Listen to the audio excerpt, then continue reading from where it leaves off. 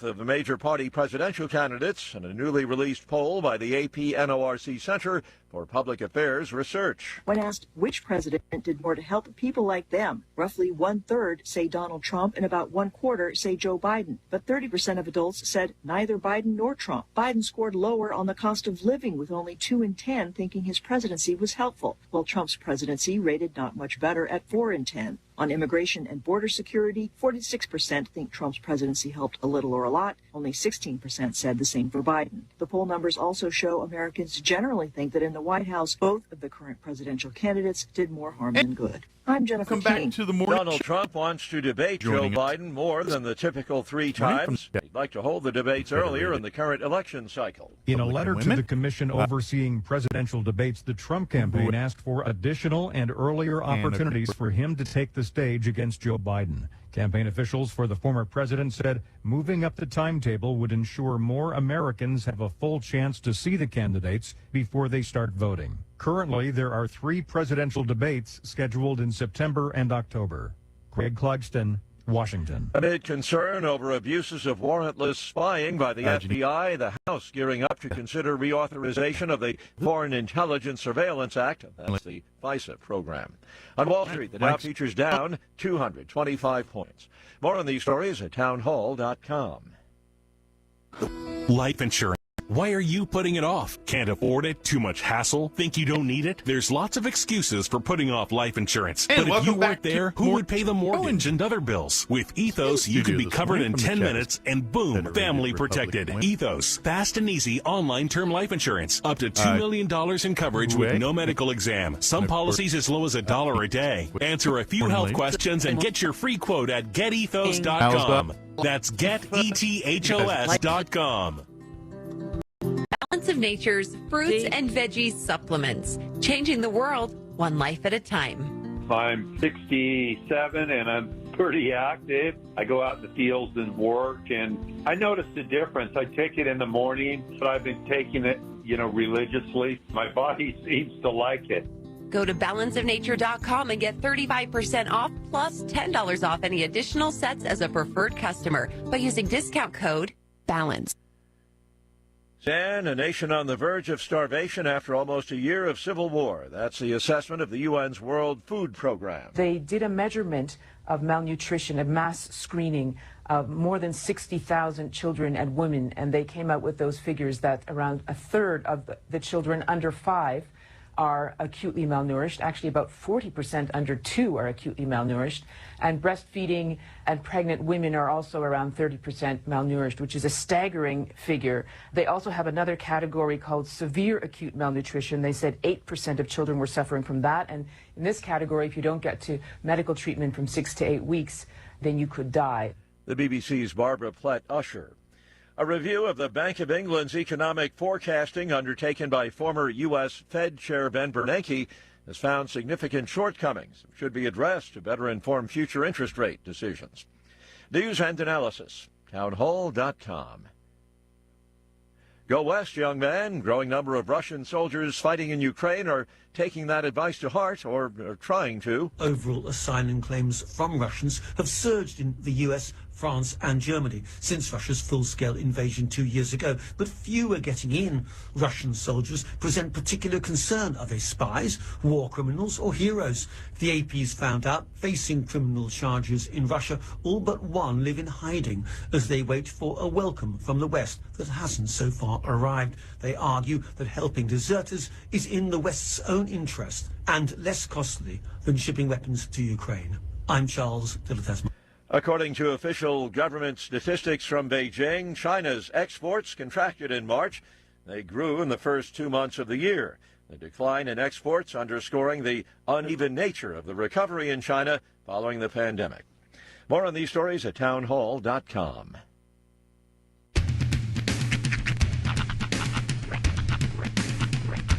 What in the wide, wide world of sports is going on here? I promise you, whatever scum did this, not one man in this force will rest for 1 minute until he's behind bars. Now let's grab a bite to eat. Yeah, come on. I feel the hot wind on my shoulder. and the touch of a world that is older. I hit the switch and check the number. I leave it on and then I slumber. I hear the rhythm ringing through it. Flamenco guitar and cumbia music. I hear the talking of the DJ. The Demolition, what does he say? I'm on a Mexican radio. I'm on a Mexican radio. Broadcasting live from high atop the J.P. White Building in downtown Roswell, New Mexico. It's Mornings with Mike Winters on 106.5 Roswell's Talk FM. Is that what I sound like when I talk? Now, here's your host, Mike Winters. And good morning, one and all. Welcome to Mornings with Mike Winters. I am he. That would be me, Mike Winters. Happy Friday. It's here. Yes, we made it. We did. Okay. Congratulations, everybody. Yeah. We reached Friday. Matter of fact, I was watching the weather last night, or early, the 5 o'clock news. Sure. And the weather guy was doing the weather. As one does, what one weather guy does. That's, as it happens. And he's like, we're cloud free. He goes, matter of fact, I have to back the map all the way up to Idaho to show you some clouds. Literally the entire west had no clouds. So it was nice. It's rare. Yeah. It almost never occurs. Yeah. But we do have another warm day today. A little breezy, as one gets in Roswell, New Mexico. I'll take a little breeze. Yeah, but that's why I wore the hat. Here, no need for a hairstyle today. Yeah. Me either. Yeah. Free and easy, bud. That's how it goes. That's right. The way she goes. That's right. Look at that. Aerodynamic. Nice. So are you down to a certain routine of how many days in between you can go? I pushed the envelope and I'm at it now. Okay. Like right now is... Because you can't really tell. You don't look like fuzzy. I'm not about to go over there and feel, but you don't look like you're Well, good. Then I can pull it off for a couple more hours. There you go. Yeah, it feels a little fuzzy. I just didn't. It's been what's today? Friday. Tuesday since last time I did it, so it's been a few days. Yeah. And I'm impressed. Yeah. So it's been a few days since, but yeah. It's and here's the parts that I'm like, it's bald. Like I grow hair and go.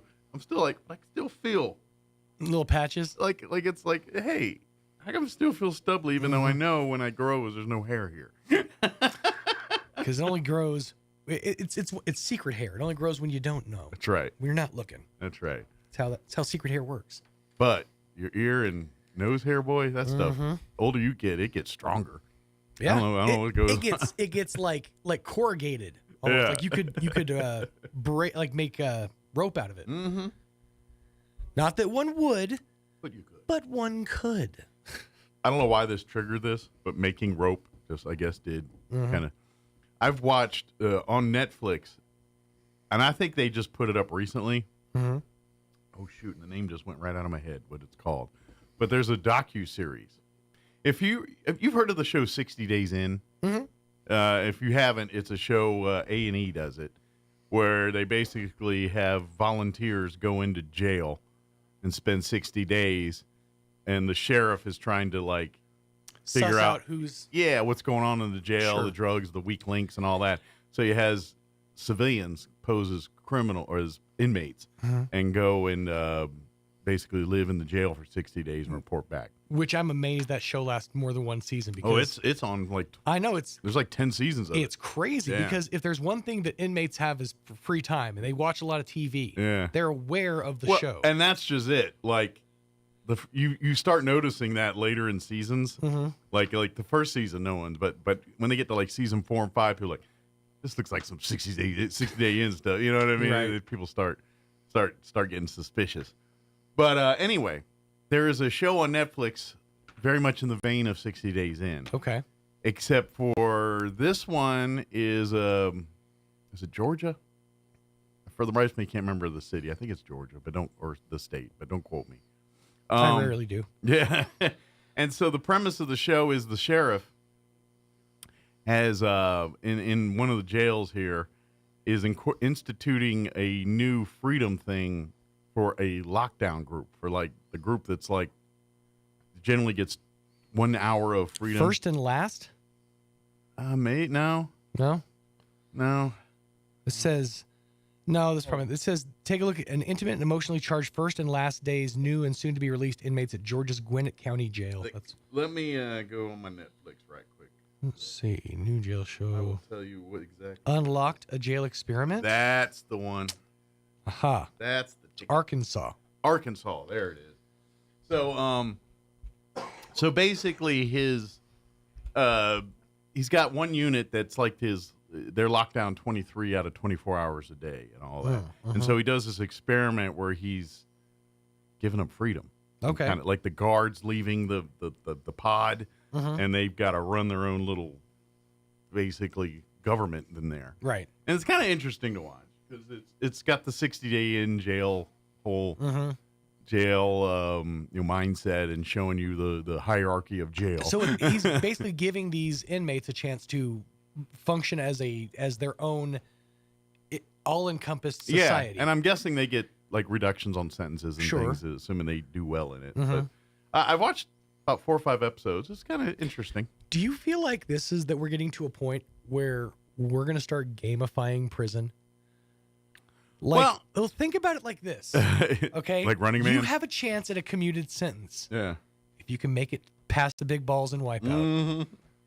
Or run the MXC course, Get Guy Ledouche out there. I'm just saying. I would not be surprised. No. This could be, we're trying to figure out how to deal with overcrowding in prisons. Okay, cool. Let's let folks, who have earned their chance, who have maybe, had good behavior, who have shown that they're model prisoners, have a chance at a commuted sentence.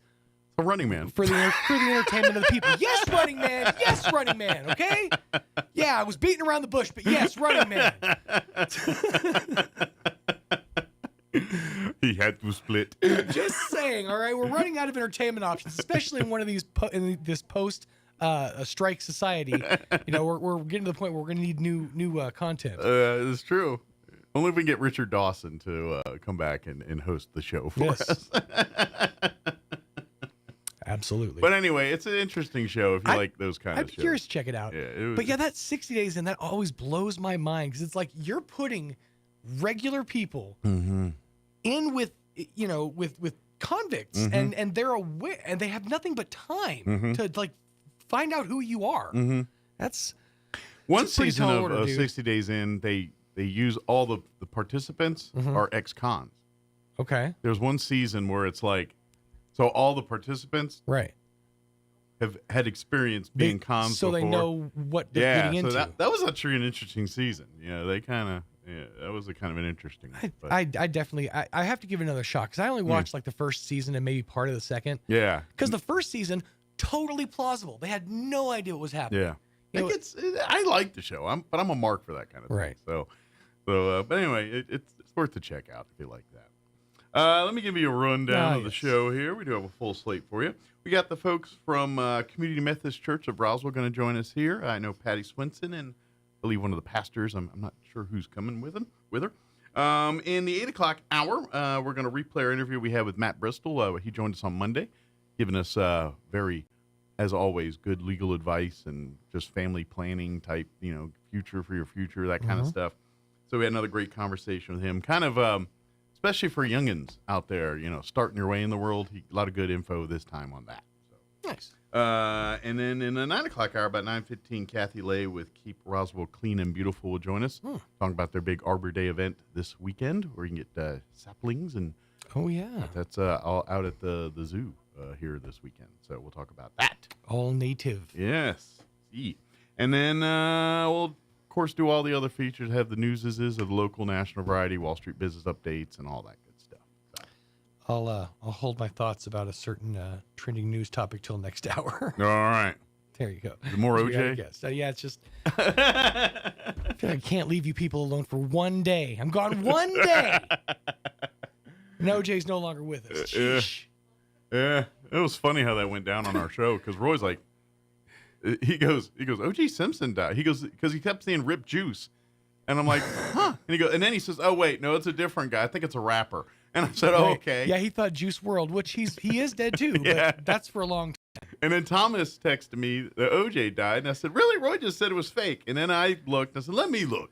And then first I'm like, I'm not seeing anything. And then all of a sudden I started seeing it. And then the floodgates open.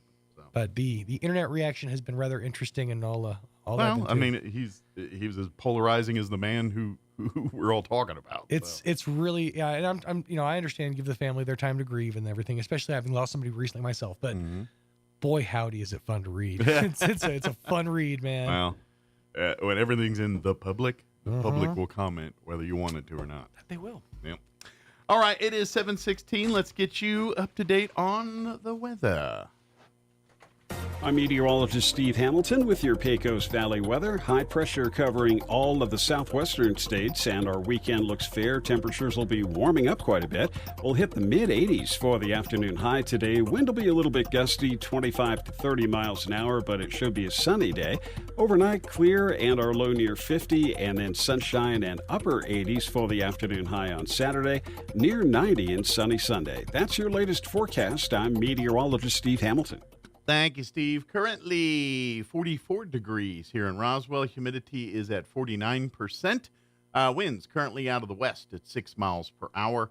Sunny today and a high of 84 expected. Winds will be breezy out of the south, 5 to 15 miles per hour this morning, increasing 15 to 25 later this afternoon. As clear tonight. Expect an overnight low of 50 degrees. Winds will remain breezy out of the south, 20 to 25 miles per hour. Gusting as high as 35 miles per hour. Could see or expect the winds drop down 10 to 15 miles per hour after midnight. Looking at Saturday, sunny, 87, southwest winds 5 to 10 early, 15 to 20 for tomorrow afternoon. Tomorrow night, mostly clear with an overnight low of 50, west winds 15 to 20 miles per hour. They'll drop down 5 to 10 after midnight. And then for Sunday, mostly sunny, 88 for a high. West winds 5 to 15 miles per hour. And then Monday when you head back to work, patchy blowing dust for the afternoon, but mostly sunny and windy with a high of 83. All right, it is 7:18. We're going to take a quick 2-minute commercial break, and then we'll talk to the folks from Community Methodist Church of Roswell. That's here on the other side. Don't go away. You're listening to Mornings with Mike Winters. You don't have to live with a non-healing wound. The Wound Care and Hyperbaric Medicine Center at Artesia General Hospital provides compassionate care to people experiencing chronic or complicated wounds. Led by certified family nurse practitioner Rochelle McIntyre, our wound care team will work with you to build your customized treatment plan. Podiatrist Jennifer Chow and Joseph Krupa also specialize in lower limb wound care, and we are proud to have state-of-the-art hyperbaric oxygen chambers, a proven treatment that promotes successful healing. Visit artesiageneral.com/wound to learn more.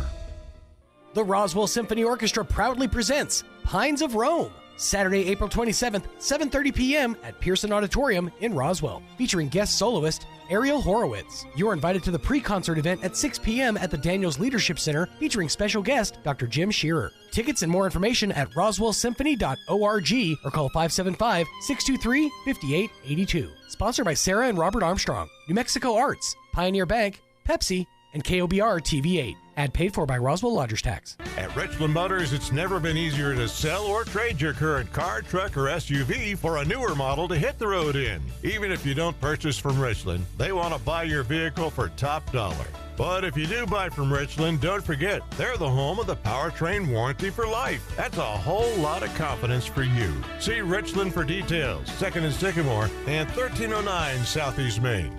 A great way to spend a beautiful spring afternoon is with the NMMI Bronco baseball team. This weekend, the Western Texas College Westerners come to Roswell to face the Broncos. 4 games Friday and Saturday at noon and 3 p.m. each day. The Broncos are in 4th place in the conference and need to sweep the series to lock up a spot in the Region 5 tournament. Come out to the NMMI ballpark and enjoy the sun and the baseball. Admission is only $5 and you can bring in your own snacks. Broncos versus the Westerners from Snyder, Texas, Friday and Saturday in Roswell, New Mexico. Don't Don't miss it. A Greek-Canadian man invented the Hawaiian pizza. His name was Tex Colorado, and he was from Detroit. Here's Mike Winters. And good morning. It is 20 minutes after 7 o'clock, and joining us in studio this morning from Community Methodist Church here in Roswell, Sandy Correa and Patty Swinson back with us. Good morning, ladies. Good morning. How's life treating everybody? How's your Friday going? It's early. It's early. I tell them, I'm like, let me do the morning show at noon. They will not listen to me, so I apologize. Well, you see, I work for an accounting firm, so this is like, yes, and we're on the last downhill, Monday's into tax season. That's so. right. Plus, you're getting out of April, so you're like, yes. My father-in-law, retired CPA for many years, and okay. April 16th hit, he's ghost town. Yeah. Vacation. Going, we can take a breath now.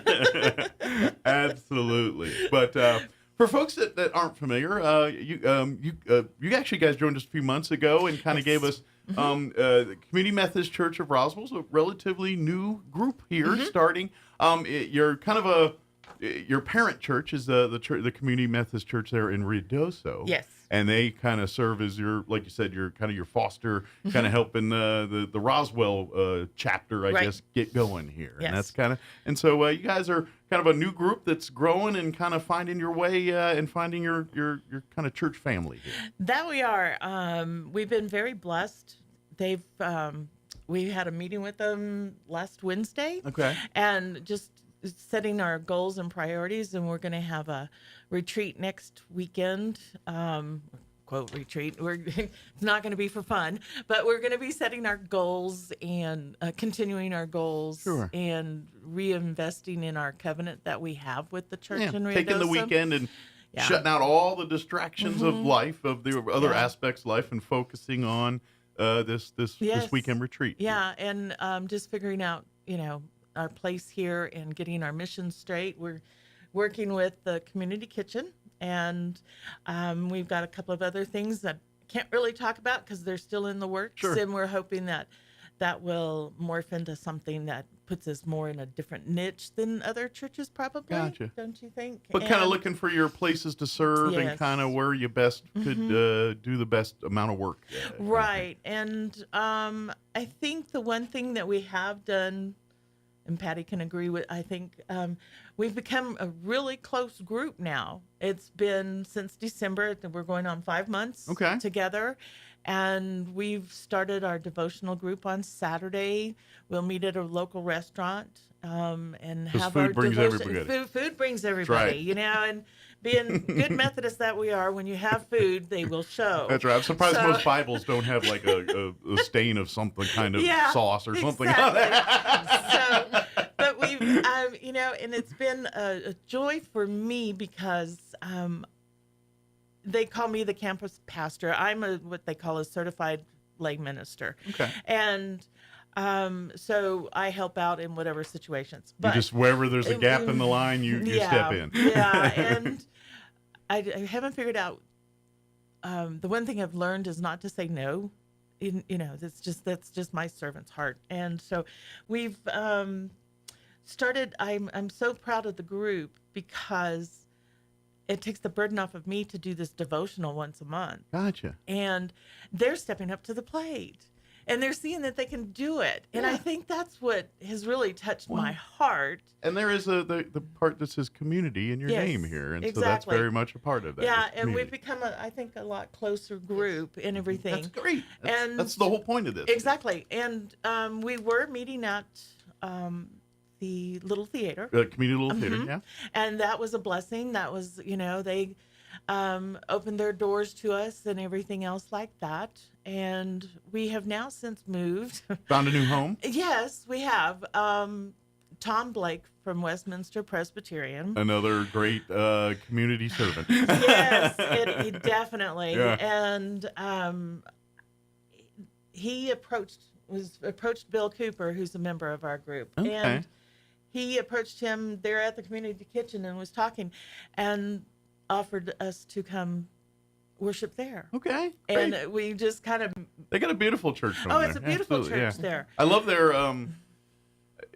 I could just sit in there and watch and just stare at the ceiling and stare at the wood. It looks like Noah's Ark. Yeah, exactly. So we're just sitting there, It's it's cathartic. Like, yeah. And so he's offered his facilities to us. Awesome. And we prayed about it and did a lot of discussion and everything, and we decided to make the move. And it's like, oh, okay, this is really super nice place to be, and we're a little bit more, I don't know. It kind of makes you stand up a little, because the Camino Theater is a great home and very appreciative, but it's a theater. Mm-hmm. It's not a church. Yeah. And, you're not supposed to have that attitude. It's wherever you meet. And church is where your people are, where, when two or more you meet in my name, but there. I don't care what you say. When everyone in the room's in suits and dressed up in dresses, you're going to be like the same way. It's osmosis. I don't know. It just makes you kind of put you in the environment. Exactly.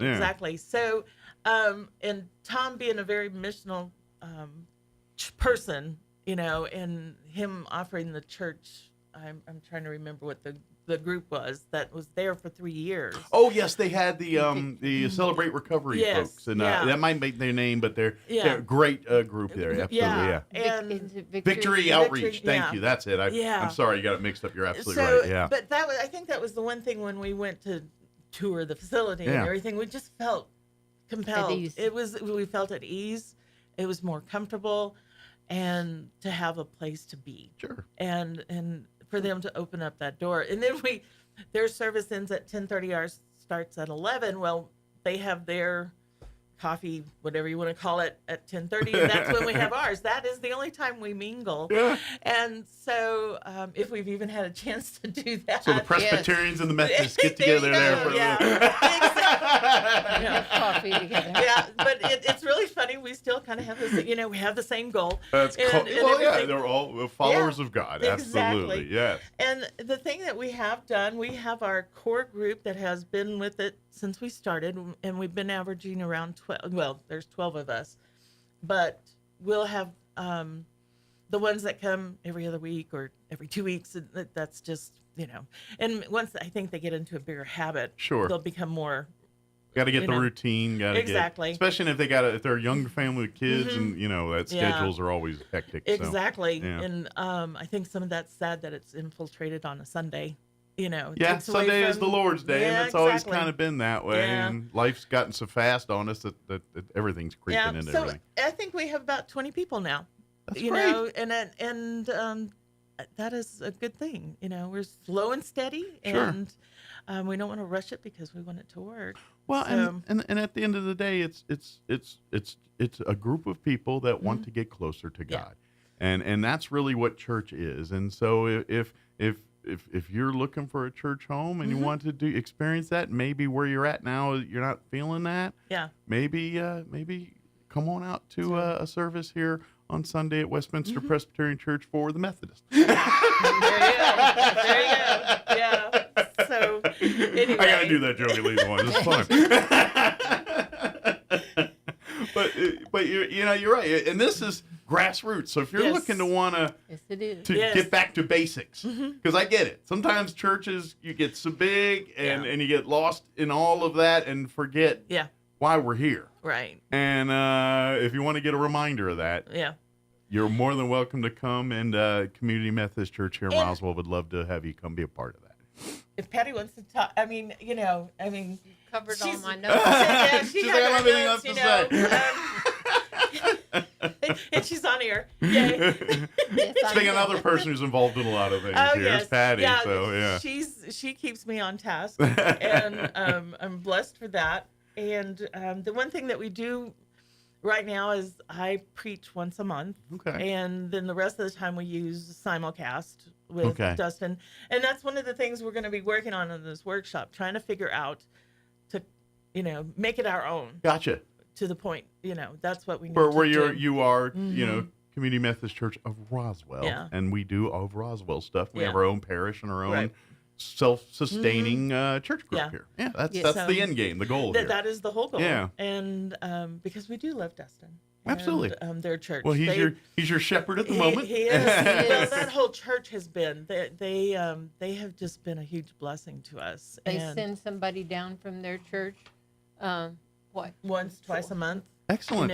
And give us any guidance or just, Absolutely. say that they to show their support. Yeah. And then one of their missions is the St. Helena down in Copper Canyon. Okay. That they have, and That's kind of their tent pole charity mission, or where they like to do their work and things like that. they go down there 2 times a year, I believe it was. But they were needing funds for a well. Their well dried up. Oh, so they need to get down there and do some engineering on it and doing all that. And it's, Gotcha. so we took it apart on us to kind of do a little mission offering for them and everything, and because that's just something that's good and Absolutely. Proves the world. Well, and there's strength in numbers too, where you want to be 2 independent branches of the church, kind of, so to speak here. But at the same time, when y'all can work together to help others and use that as a platform to do more, that's a great thing. And that's where it sounds like you guys are kind of setting up for the best of both worlds. We're like, we have our own little family here, but it's part of a bigger family for when things are needed that are outside of our circle. We have a bigger support system. We have a bigger network that we can tap into if needed. Yeah.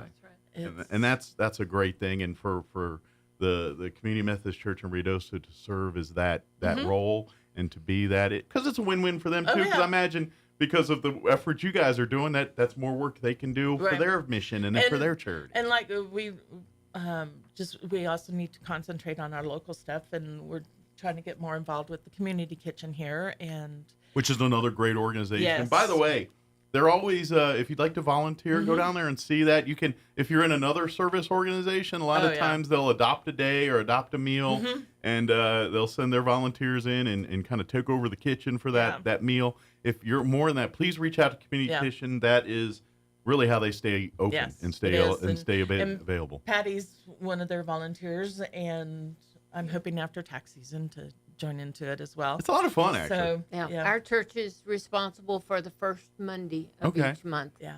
And we go, it's supposed to be there from 9:30 to 12, but if you go early, then you get to pick the beans and look and peel potatoes. Sure, yeah, the actual, yes. Do the hard stuff. But many hands make less work. That's if you get a half dozen, you're picking beans, and it goes pretty quick. And then we work in an assembly line of putting those styrofoam containers together with the food. I put the main dish, the beans, and hand it to somebody else and then it goes to the window. And we've been serving, I think, over 100.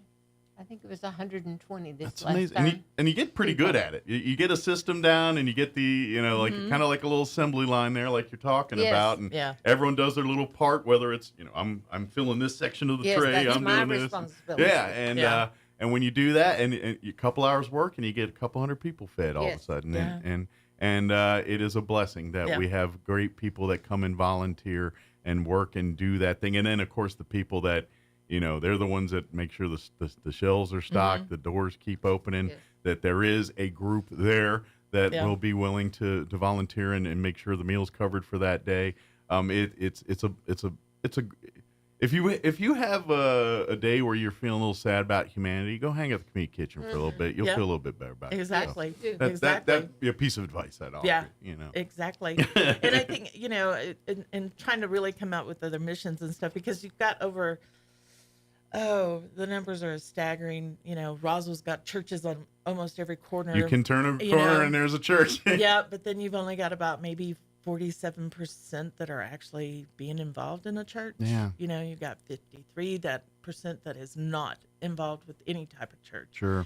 And a lot of it is stigma, I guess you could say. Sure. I don't know, or they just haven't found it. COVID really screwed everything up. Sure. And then I imagine some people that are just disenchanted with church. I mean, not necessarily faith, right? But the politics church or religion and all that stuff. And so this is where I'd say, well, if that's the part that kind of gets under your skin a little bit, this is grassroots. This is, the Community Methodist Church here in Roswell is literally just family. It's they haven't had time to get there yet. No, that is true. And so we are learning as we go. But if you want to get in on the shaping and saying, you know what, I want to focus this to be focused on Bible and God, which sounds exactly like what the rest of the family has here, then and you're thinking, I want to be in a church that is the reason, for why we have church, Yes.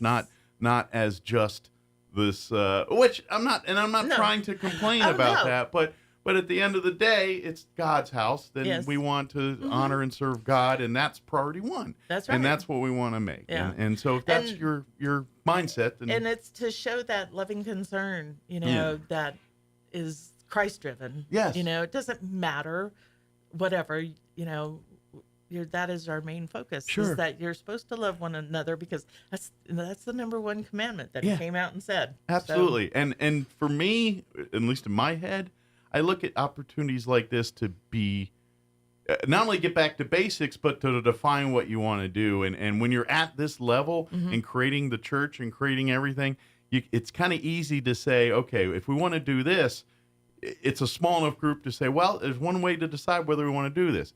What's our end mission here? And does it help that or hurt that? And when it's a smaller group and you're kind of formulating that, it's easier to determine that, Right. whether it's good for the group or not. And so I think, you have a real chance to, while you catch it now, while it's Yes. still in this forming and stage, Right. to really set that foundation Yeah.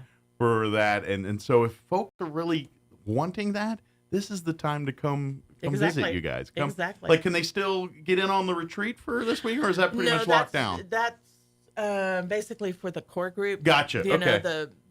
The membership that. But we'd is love to see trying you on Sunday. I would love to see you on Sunday. What do Yes, you do? Come most definitely. to Have a cup West. of coffee with us, Yeah. Presbyterian and Methodist. people. Absolutely, Yeah. come together and have a. Is one like in charge of donuts, the other in charge of coffee? Is You there? know, no, there really hasn't been any. It's just whatever comes, Just kind of whatever.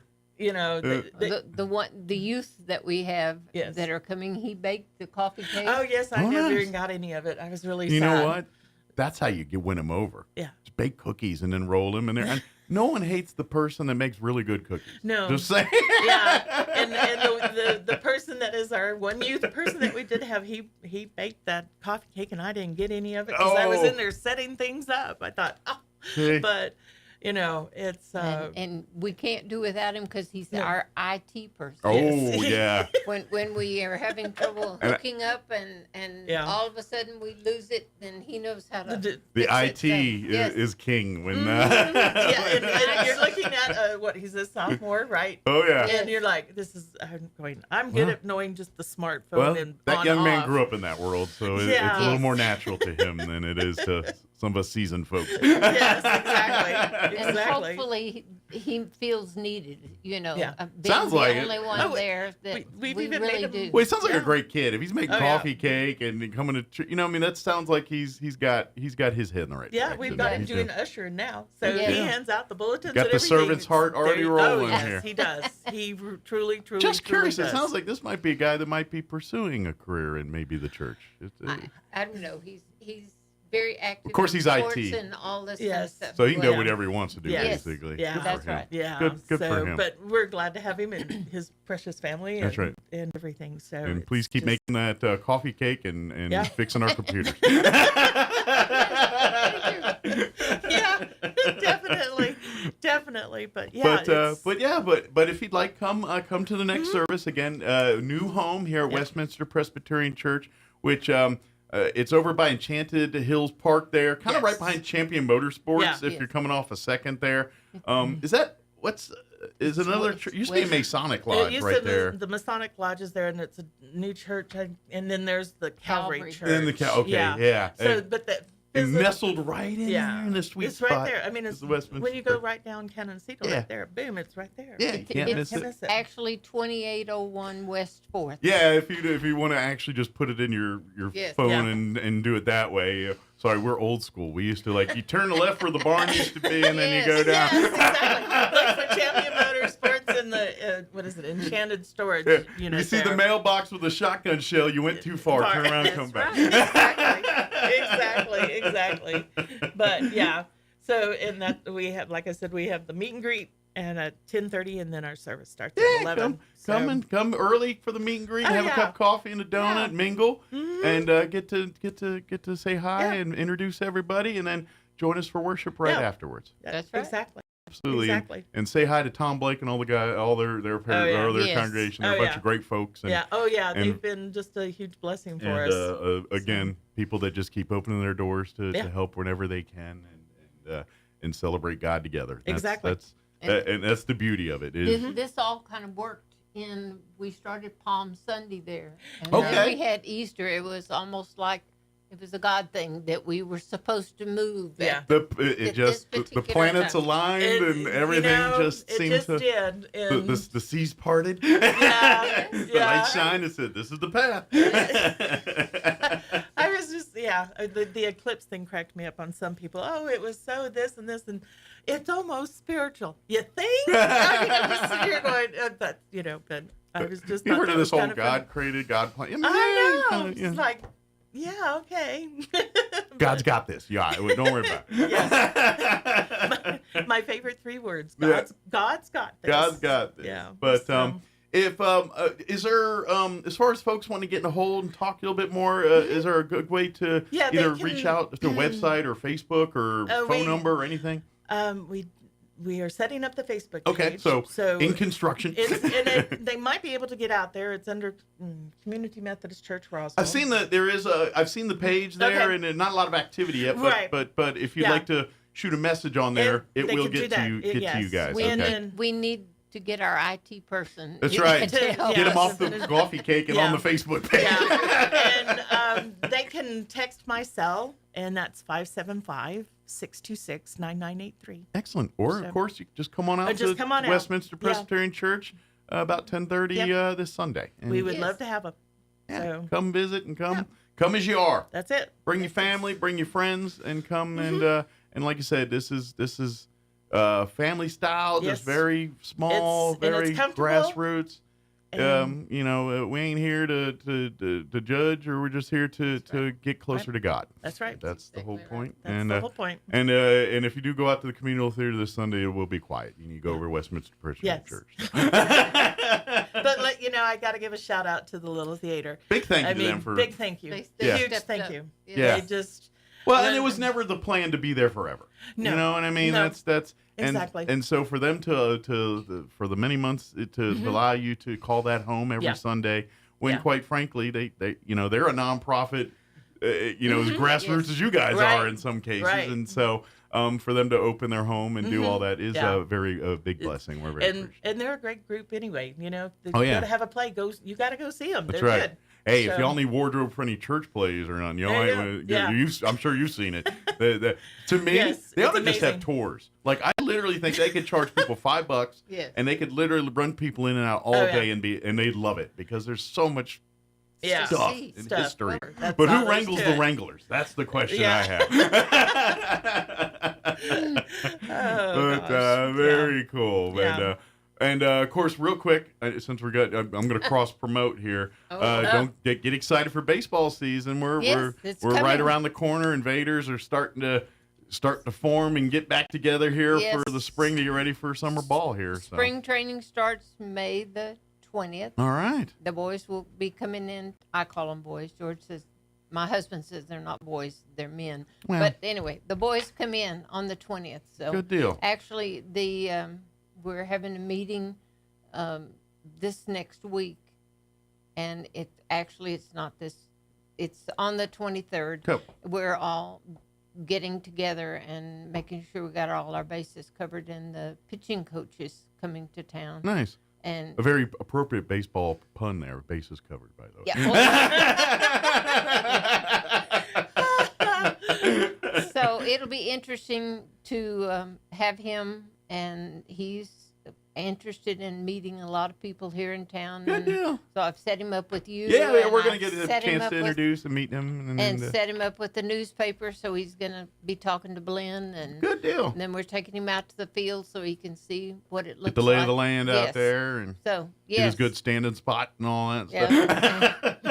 We're working on group nights for companies that want to have group nights out at the field. Oh, yeah. It's a fun. If you want to do stuff, I know a lot of businesses and organizations, they'll have their kind of nights out at the ballpark, and those are fun nights, and they usually do extra. And of course, the team goes all out and has fun interacting with the families. And the ball players are, yes, it's more than just watching the game. Their kids are hanging out with them after the games and before the games, and it's really a fun family experience. Come see a ball game this summer, or a couple. Yes, that would be nice. Yes. But we'll get you more as the team starts getting back into town and they start knocking the rust off the arms and all that kind of stuff. Yeah. So, although in this day and age, I think athletes now do it 24/7. They do. Back in the old days, back in the old days, they had day jobs. Even the major league guys had to go sell cars or do something when they weren't playing baseball. Not the case anymore. But exactly. Anyway, so. But thank you, ladies, as always, and come on out to Roswell Community Methodist Church at Westminster Presbyterian Church this Sunday, 10:30. Come on out and meet everyone, and come on in for services, and come meet the small family of the church here. And if you're looking for a church home or wanting to get back to basics with church, I invite you Sunday out to Westminster Presbyterian Church. Most definitely. Thank you very much. Excellent. Well, thank you, ladies. Okay. We'll see you next time. All right. Don't work too hard. Try not to. And put some rocks in your pocket. It's supposed to get windy. It's supposed to be windy today. Okay. All right. It is 7:48. Let's pause for news, Kim Commando, and a commercial break or two to pay for lunch. We'll be back. Don't go away. Now for your Pecos Valley News Update. I'm Jared Cirillo. We begin today in the city of Carlsbad that's trying to establish planning priorities for anticipated capital projects, and they would like to hear from you. Limited funding requires phasing of larger projects and for the city to leverage federal, state, and local dollars. The city is seeking public input in the process. Capital projects include city street and road improvements, water and sewer improvements, improvements to public facilities like parks, and public safety improvements for equipment for police, fire, and EMS. A public hearing is scheduled for April 25th at 5:30 p.m. in the City Council chambers in Carlsbad. If you cannot attend, an open comment period remains open until April 26th. Just email comments to abtesta@cityofcarlsbadnm.com. Street maintenance and improvements will continue to take place in Roswell next week. Operations will require contractors to close some residential streets during various times. Access to homes and businesses will be maintained, but other motorists are asked to find alternate routes. Parked cars must be removed from the residential streets that are being worked on. You're up to date. I'm Jared Cirillo. Stopped by a gas station lately? Every cent counts when filling up costs nearly $100. I'm Kim Commando, brought to you by NetSuite. Attention business owners, get a one-of-a-kind flexible financing program at netsuite.com/Kim. There's one way to save on gas costs that you already have in your pocket, the Google Maps app. It tells you the most fuel-efficient route that can save you between 5 to 15% on gas usage. Next time you hit the road, open Google Maps, type where you want to go in the search bar, and tap the directions button. Be sure to select the route with the leaf icon. It may not be the fastest way to get somewhere, but it's designed to keep fuel in your tank.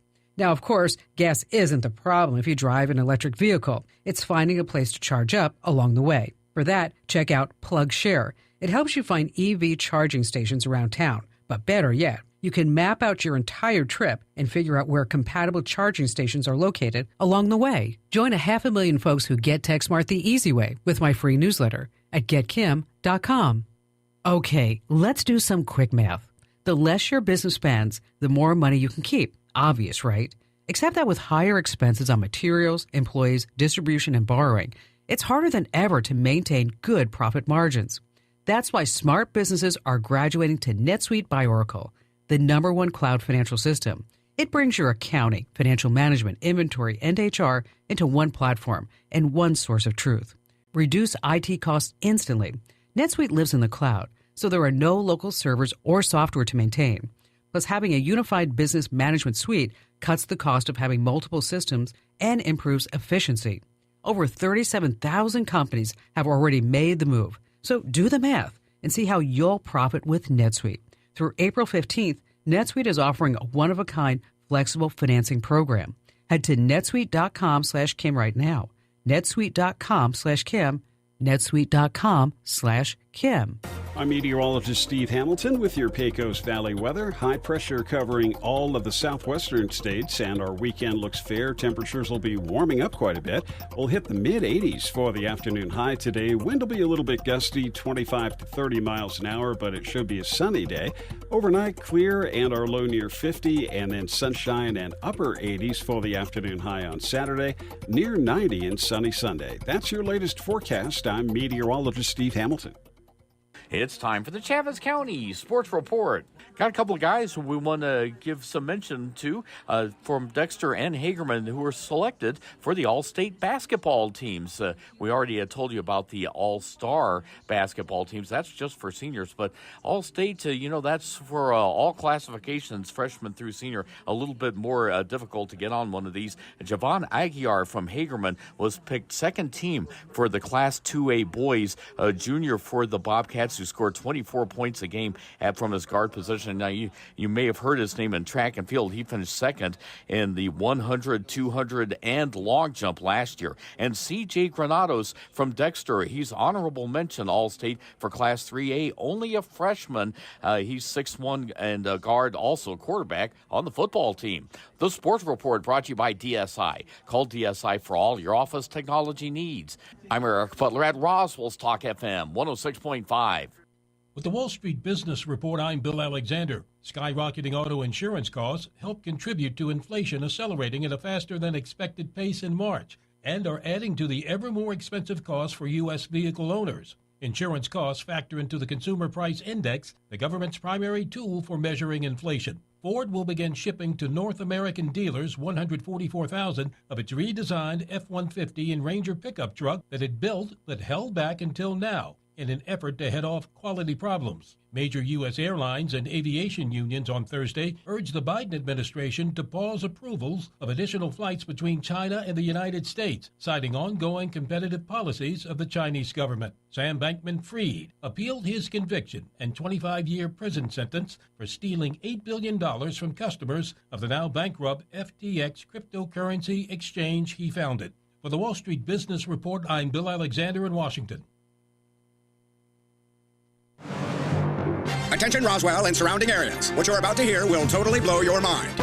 It's the grand reopening at the all-new Roswell Ford. The all-new Roswell Ford has new management and a whole new attitude. I interrupt this commercial for more breaking news. Attention car buyers. The all-new Roswell Ford needs your trade, and we need them now.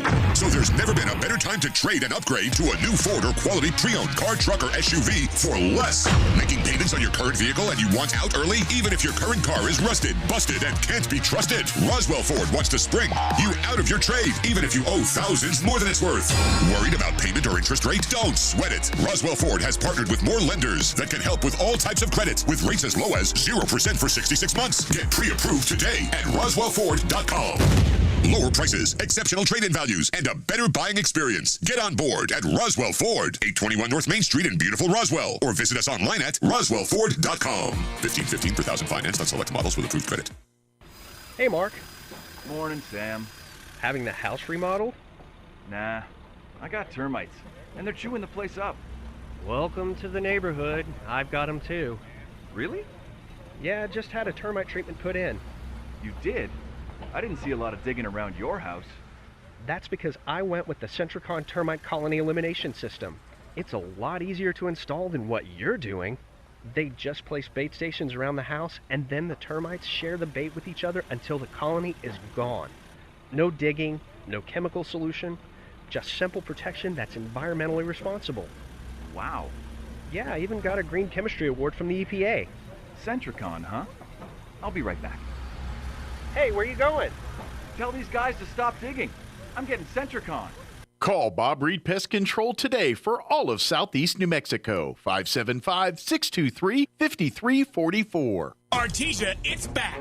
Red Zone 2024 is coming Saturday, April 13th to the Bulldog Pit, featuring a night with 2024 Rookie of the Year and two-time Heisman Trophy finalist C.J. Stroud. Doors open at 6 p.m. Event begins at 7. Tickets are free of charge, but you must have one to enter. Free tickets can be picked up beforehand at the Artesia Chamber of Commerce. Red Zone 2024 featuring C.J. Stroud is a presentation of myashley.org. For free tickets and more information about Red Zone 2024, please contact the Artesia Chamber of Commerce. feel like there's something missing in your life? I challenge you to find someone who seems to be at peace no matter what good or bad is happening in their life. I would almost bet that person has found Jesus. In the Bible, there's a man named Zacchaeus who was a tax collector for the Romans. He was a Jew, but he worked for the enemy. He knew Jesus was in town and wanted to see who he was, but because he was short, he couldn't see over the crowd. So he ran ahead and climbed a tree to see Jesus. Jesus saw him and told him to come down because he was going to his house for dinner. The holy people didn't like this very much, as Zacchaeus was seen as a sinner and a traitor. But because of his encounter with Jesus, Zacchaeus said he would repay 4 times over any he had cheated and give half of what he had to the poor. Jesus told him that salvation came to his house that day. This man was seen as the worst of the worst, but when he found Jesus, all was forgiven. Jesus can do the same for you. Let's help you find Jesus and the forgiveness and peace that he promises.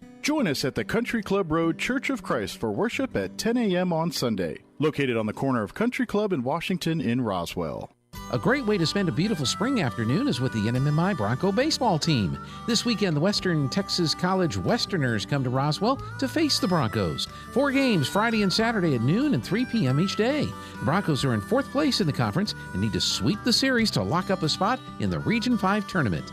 Come out to the NMMI ballpark and enjoy the sun and the baseball. Admission is only $5 and you can bring in your own snacks. Broncos versus the Westerners from Snyder, Texas, Friday and Saturday in Roswell, New Mexico. Don't miss it. It's possible to turn peanut butter into diamonds. Peter Pan tried it with his buddy Skippy, but they couldn't do it in a jiff. Here's Mike Winters. And good morning. It is closing in on 7:59. Stay tuned next hour.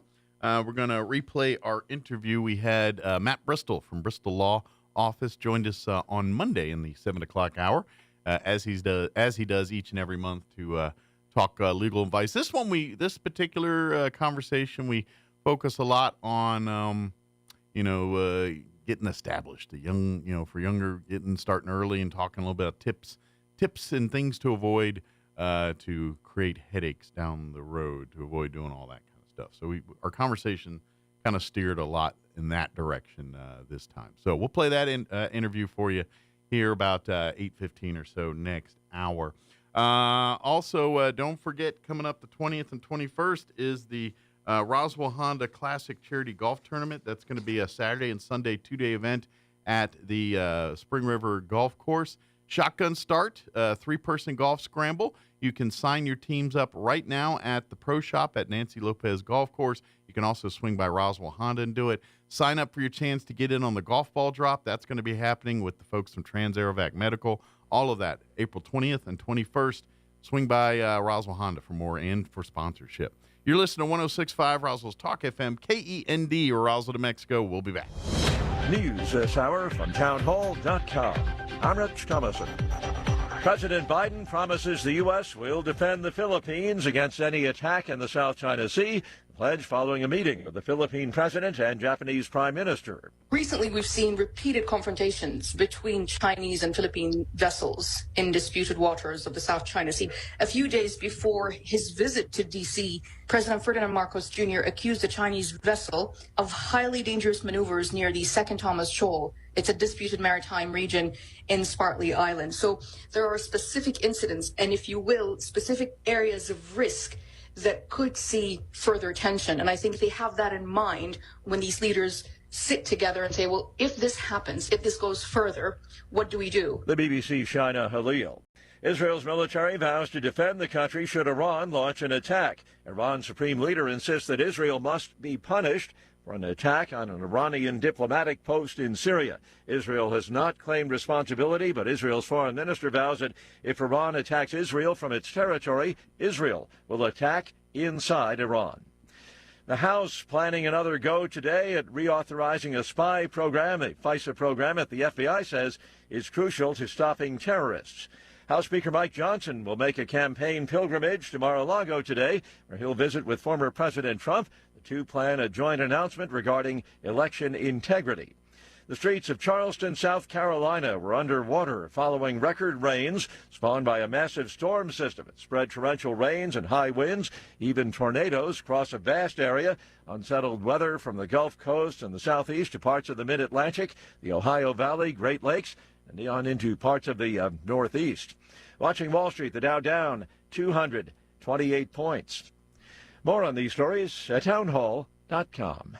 Here's an important message from the Diabetes Solution Center. Do you like pricking your fingers to test your blood sugar levels? No one does, but it's important to maintain your health. And now, by wearing a small remote device called a continuous glucose monitor, or CGM, you don't need to prick your fingers anymore. It's easy to use and helps you make more accurate diabetes treatment decisions. If you are testing your blood sugar 3 or more times daily, injecting insulin, or using an insulin pump, call the Diabetes Solution Center right now. And if you have Medicare or most major insurance coverage, you may be able to get a new CGM at little to no out-of-pocket cost. Shipping is free, and we'll even bill your insurance company for you. If you are testing your blood sugar 3 or more times daily, injecting insulin, or using an insulin pump, call the Diabetes Solution Center right now to learn how to end the painful finger sticks and get your own continuous glucose monitor, or CGM, at little to no out-of-pocket cost. Israel pushing back against a Hamas PR campaign. The Media Line's Felice Friedson explains. Israel has opened a new front in the information war being fought simultaneously with the military ground war in the Gaza Strip. Articles depicting in detail the horrors Hamas inflicted on October 7th, including the sexual assaults and first-person accounts by former hostages, are being translated and distributed through the government's Arabic language website. The Arab world until now has suppressed any access to coverage of Hamas atrocities. Meanwhile, new polling has confirmed that world sympathy for Israel post-October 7th has dissipated and returned to pre-massacre levels. The rapid loss of sympathy is attributed to the constant showing of Gaza's destruction and reporting of its citizens' plight. I'm Felice Friedson, Town Hall News, Jerusalem. News and analysis at themedialine.org and townhall.com. Standardized tests making a comeback at Harvard. It will be a requirement for admission beginning with the class of 2029, joining other colleges that are again mandating tests for those hoping to enter the schools. In June 2020, Harvard began a temporary test optional policy under which students could apply to the college without submitting scores. The change was adopted as access to standardized tests during the pandemic became limited. Other schools like Yale, Dartmouth, Brown, and MIT are also again requiring standardized tests for those seeking admission. Keith Peters reporting. Barring a successful legal challenge, looks like they will be changing the name of the airport in Oakland, California. The Board of Commissioners for the Port of Oakland has voted unanimously to rename the city's airport San Francisco Bay Oakland International Airport. However, San Francisco threatening a lawsuit over what it sees as a trademark violation. Townhall.com.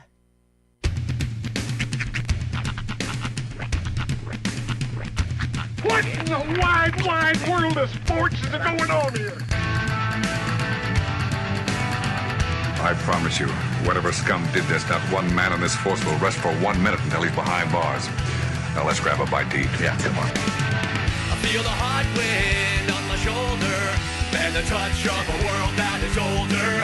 I hit the switch and check the number. I leave it on and then I slumber. I hear the rhythm ringing through it. Flamenco guitar and cumbia music. I hear the talking of the DJ. The travel listen, what does he say? I'm on a Mexican radio. I'm on a Mexican radio.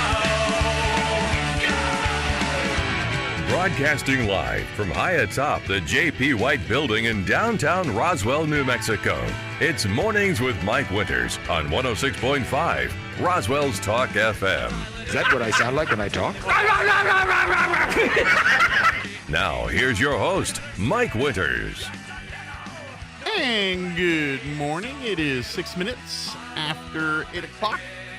Welcome to hour number 2. Those deuce. Of Mornings with Mike Winters, right here on 106.5 Roswell's Talk FM. Happy Friday. Yes. It's here. So here. In all its glory. Friday it is. Sing it so sweetly. Yeah, happy Friday, everybody. Hope your Friday's going well. Indeed. Weather's nice thus far. It's supposed to get a little breezy later today, but, you know, we're like used to that stuff. Yeah. And it's not even like nasty wind, just that annoying. Honestly, it's kind of like we've already, been smacked around so many times. This little bit of, this little tickle, it's not going to kill us. No, that's right. We'll be out. But happy Friday. We'll tough through it. Enjoy the weekend. Mm-hmm. Hopefully everyone's got weekend plans. Not huge plans. Just next weekend's busier. This weekend's a little quieter. Yeah, next weekend is very busy. This weekend, I got the kiddos this weekend, so we'll probably get out and do something. Some stuff happening around town. I think it's, I believe, second Saturday this weekend. So okay. Yep. So yeah, next weekend I'm going to see Bananas. That's right. That's right. House. I'll report back. We're going to the game on Sunday. Mm-hmm. So we'll go up Saturday and then go see the game Sunday and come back Sunday after the game and report back on Monday. Don't be the obnoxious guy in the crowd who like videos the whole game, but take a few shots. Assuming they'll let you. I don't know if they're going to be like, keep your cameras away. Yeah, I have no idea. Flash photography is not allowed. Yeah. A lot of times and I understand they sell the videos outside, like out in the the crowd or whatever. Right. But to be honest, I don't think they care because the way I understand it, like there's so much going on that you can't quite possibly film it all and get it all out there. It's because literally every time someone's at bat, there's a whole thing going on. You know what I mean? Now, is your ticket because I don't know if this works does it work for everybody, or is your ticket the golden ticket where you have like the free concessions and everything? I think all of those are like that. Okay. When you pay your whatever it is, I can't remember off the top of my head, $40 or whatever it is. I got an email. And it kind of explained a little bit about this. Bear with me. I apologize. We are digging through email. This right here, this is Riveting Radio. I didn't recognize my face. Why not?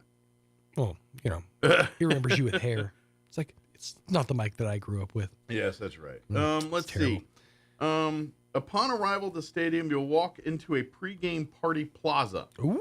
There will be food, merchandise, and music, so you can boogie before the game, before the gates to the stadium open. Nice. Says K Club and VIP meet and I don't think that matters. Yeah, so here we go. Gates open 90 minutes before the pitch. Plan to arrive before the gates open to shop merchandise, pick up food and drinks. Mm-hmm. Pick up food, yeah. Stock up on what you're gonna need, and grab your seats as entertainment starts right away. Ooh, dude, I'm really that's gonna be awesome. Yeah, it's funny too because both you boys getting swept away because you're gonna be off and enjoying being showered in banana, Savannah banana goodness, and I'm gonna be like knees deep in nostalgia. Yeah, we got the bowling for soup and gin blossoms that weekend. That's right. You'll be doing that Sunday up in Clovis, so that'll be fun. I was like 2 years old when I learned what a gin blossom actually is. Like I'd heard that my whole life. I'm like, oh, that's a cool name, But then I never thought about it to be honest. Do you not know? Is it a flower? No, I have no idea. It's literally like when you have those old Irish drunks that have drank their whole life, their nose gets really big. Oh, that's a gin blossom. It's called a gin blossom. Okay. Yeah. I did not know that. So if you ever see somebody who's been a drunk their whole life, they'll get that big bulbous nose. I may have seen a time or two of 10 people those. Yeah. Yeah. So you were today years old when you learned what a gin blossom is. We probably should. That's kind of poetic. Oh, I'll have to. We'll talk later about what Pearl Jam means. But that one, I don't need a conversation. The point of all of this is, it's just funny how bands come up with their names, and you're like, oh, that's what that is. Yeah, mm-hmm. And there is actually a story to the Pearl Jam one that it's not the dirty one you think. No, yeah, I assume it can't always. I don't remember all the details off the top of my head, but I remember years ago reading a thing about how they came up with that name, and it's something very. Like off the cuff. I'm sure. Yeah, I just don't remember what it is off the top of my head. So, but it's always like if you look at the history behind like Dave Grohl, for example, and his obsession with like UFOs and aliens. That's how he came up with the Foo Fighters because he was obsessed with that literature from back in the day. And that's how we got to see the concert and all the cool things we got to enjoy. Yes, it was. 20 years ago. I was literally reliving that memory yesterday. I was like, picture this face, shock blonde hair, safety green T-shirt. Flinging water bottles at another DJ. The thing that gets me is that was almost 20 years ago, dude. I know. 20 years ago. 20 years ago that was on. Crazy. I'm like, I love that newish album from Foo Fighters, In Your Honor. Like, Yeah. dude, that thing is a classic. It was 20 years ago.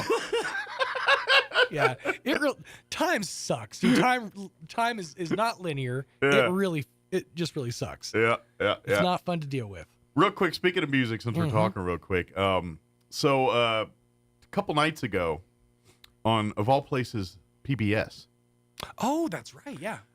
They were doing it's called the Gershwin Awards, and so they were honoring Elton John with the Gershwin Award, the 2024 Gershwin Award, and they have a night in his honor and all that kind of thing, and during the event they have various artists perform his songs and things, and I didn't watch it live, but I knew it was coming. Metallica, actually did Funeral for a Friend, I think is that one, and but anyway, and so I watched the YouTube video of their performance, and oh man, now I'm biased. I'm a little biased, but they had that place blowing up. Yeah, like I've never seen people that like look in their 60s that are dressed like in dresses and suits, like headbanging. It was an odd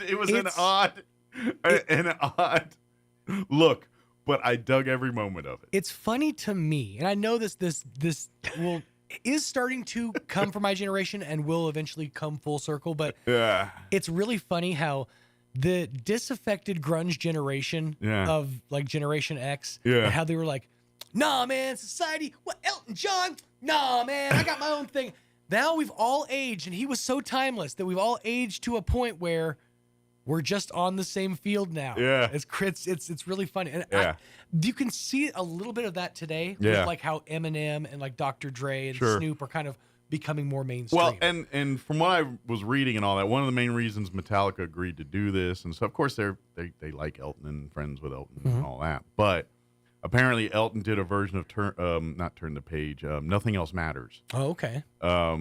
Years ago, and kind of blew Metallica away, and so they said, let us return the favor. I like that. That's really cool, because both of those songs feel like they could be done justice with the other artist's style. Yeah, and but if you care to, it's just Metallica. It's the Gershwin Awards. It's all over the internet. I have to go back and look I for that. watched it, and I was like, oh man, it was good. It was good. Yep. It's good. I enjoyed it. I'm not even a huge Elton John fan, but I totally loved it. Oh, yeah. I love the crowd. It just blew me away to see people that look like they shouldn't be at a rock concert jamming out like they're at a rock concert. Right. Because they're all in suits. I mean, it's PBS. It's a gala. It's like formal. These people in like $high $suits and things, and they're just it's just different. It hit you different. It's odd. Cool. But anyway, we're gonna play our interview with Matt Bristol from Bristol office here in just a few. I probably should get that going. Yep. Yeah. Did you still want to talk about OJ? Are you OJ? Oh, now? I was mostly just gonna touch on how I love nobody is giving any of the family, like, I mean, I've seen a lot of like, rest in peace Bozo, a lot of that, a lot of the memes are just spectacular. I saw one that I never thought to rest in not peace. Yeah. But that one's actually been around for a while. I just never seen anybody use it before until yesterday. G.G. Allen. Go ahead and look up his grave. Okay. I had not seen it. I saw it and I was like, oh. Yeah, that's definitely one that got tossed around. I feel like that's a British thing. Like I heard, like when I hear someone saying it, in my head it's dude with a big Cockney accent. It's not rest, it's rot is how I've heard it. Rot now this one said rest in. Okay. This one I saw. Okay. But yeah, it was P. Yeah, P. But it was just all the memes have been fantastic. And then what I love is now there's a supercut you can find on YouTube, and it's been shared around a little bit of all of the Norm Macdonald OJ jokes from Weekend. You want to know why Update. he got fired? Just watch that clip. That's why he got fired. There you go, because he was the only voice out there in mainstream that was like, OJ did this stuff. You know right. that, right? You would not let it go, and it was amazing. Yeah. That was fantastic. I actually heard, and I was listening to a thing today. It was talking about different like ways to go back and relive the whole OJ thing. Like the docu-series that they did, the American Crime Series or whatever, that was great. It was good for a dramatization of the trial itself. But the best explanation was the documentary that I think it was CNN did called Made in America. It's like a 10-part docuseries. I think that's like a whole series. It's like, a whole I think I saw series. one on Martha Stewart that they did. Okay. I think. Okay. I think it's same vein. Yeah. But it's a 10-part series, and they cover everything from his early life to his football career, his success in movies, and kind of who he was. And then it gets very in depth with the night, everything that went down, the investigation, and all that stuff. It's fascinating. It's a great watch. Interesting.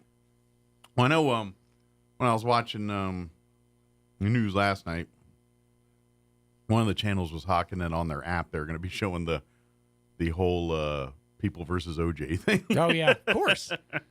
Milk that cow for all it's worth. Yeah. So, which by the way is excellent. I highly recommend it. I've seen it. I don't think I need to watch it again, but it was good.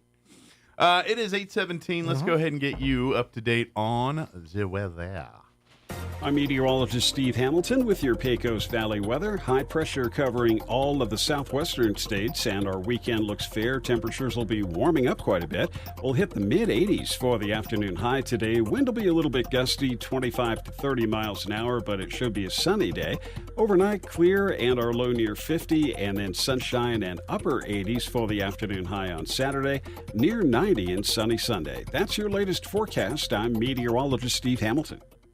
Thank you, Steve. Currently 51 degrees here in Roswell. Humidity's at 41%. Winds are calm at the moment. For today, mostly sunny. Highs near 84 expected. Winds will be breezy out of the south. 5 to 15 miles per hour this morning. 15 to 25 for this afternoon. Clear tonight. Expect an overnight low of 50 degrees. Winds will be breezy out of the south. 20 to 25 miles per hour. Could gust as high as 35 miles per hour. Winds will drop down 10 to 15 miles per hour after midnight tonight. Saturday, sunny, 87 for a high. Southwest winds 5 to 10 in the morning, 15 to 20 for Saturday afternoon. Tomorrow night, clear skies. Expect an overnight low of 50. Southwest winds 15 to 20. They'll drop down 5 to 10 after midnight tonight. Sunday, mostly sunny, 88 for a high. West winds 5 to 15. And then Monday, when you head back to work and school, patchy blowing dust for the afternoon, but mostly sunny and windy with a high of 83. All right, 8:19, we're going to take about a 3.5-minute break, and then we're going to play our interview with Matt Bristol from Bristol Law Office. Don't go away. You're listening to Mornings with Mike Winters. Attention Roswell and surrounding areas. What you're about to hear will totally blow your mind. It's the grand reopening at the all-new Roswell Ford. The all-new Roswell Ford has new management and a whole new attitude. I interrupt this commercial for more breaking news. Attention car buyers. The all-new Roswell Ford needs your trade, and we need them now. So there's never been a better time to trade and upgrade to a new Ford or quality pre-owned car, truck, or SUV for less. Making payments on your current vehicle and you want out early? Even if your current car is rusted, busted, and can't be trusted, Roswell Ford wants to spring you out of your trade, even if you owe thousands more than it's worth. Worried about payment or interest rate? Don't sweat it. Roswell Ford has partnered with more lenders that can help with all types of credit with rates as low as 0% for 66 months. Get pre-approved today at RoswellFord.com. Lower prices, exceptional trade-in values, and a better buying experience. Get on board at Roswell Ford, 821 North Main Street in beautiful Roswell, or visit us online at RoswellFord.com. $15.15 per thousand financed on select models with approved credit. Hi, this is Melanie from Glenn's Furniture, and I want to tell you about our store-wide sale happening now. All items in every department are on sale. Upgrade your living space with power reclining sofas and love seats or beautiful sectionals with charging ports. Create ambience with amazing table and floor lamps. Get that long-awaited restful night's sleep with a new Serta mattress. Every department is on sale from our existing prices. So come down to Glenn's Furniture on the corner of Union and Alameda, where delivery is free since 1953.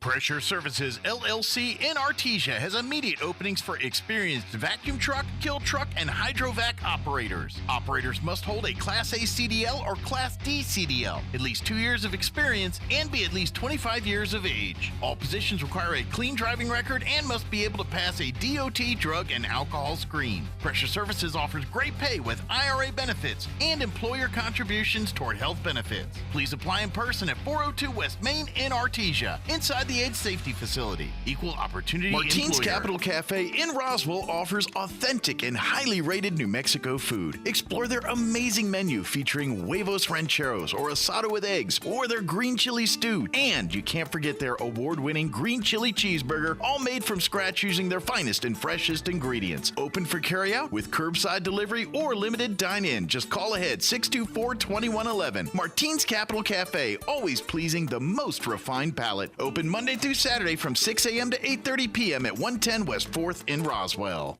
Foot and ankle problems are often agonizing, but they don't have to be. At Artesia General Hospital, we're passionate about helping every patient return to optimal mobility with confidence and comfort. Our board-certified podiatrists, Dr. Jennifer Chow and Dr. Michael Krupa, provide a full spectrum of services ranging from routine foot care and pain relief to customized treatment plans and leading-edge surgeries. Visit artesiageneral.com/foot care to request your appointment today.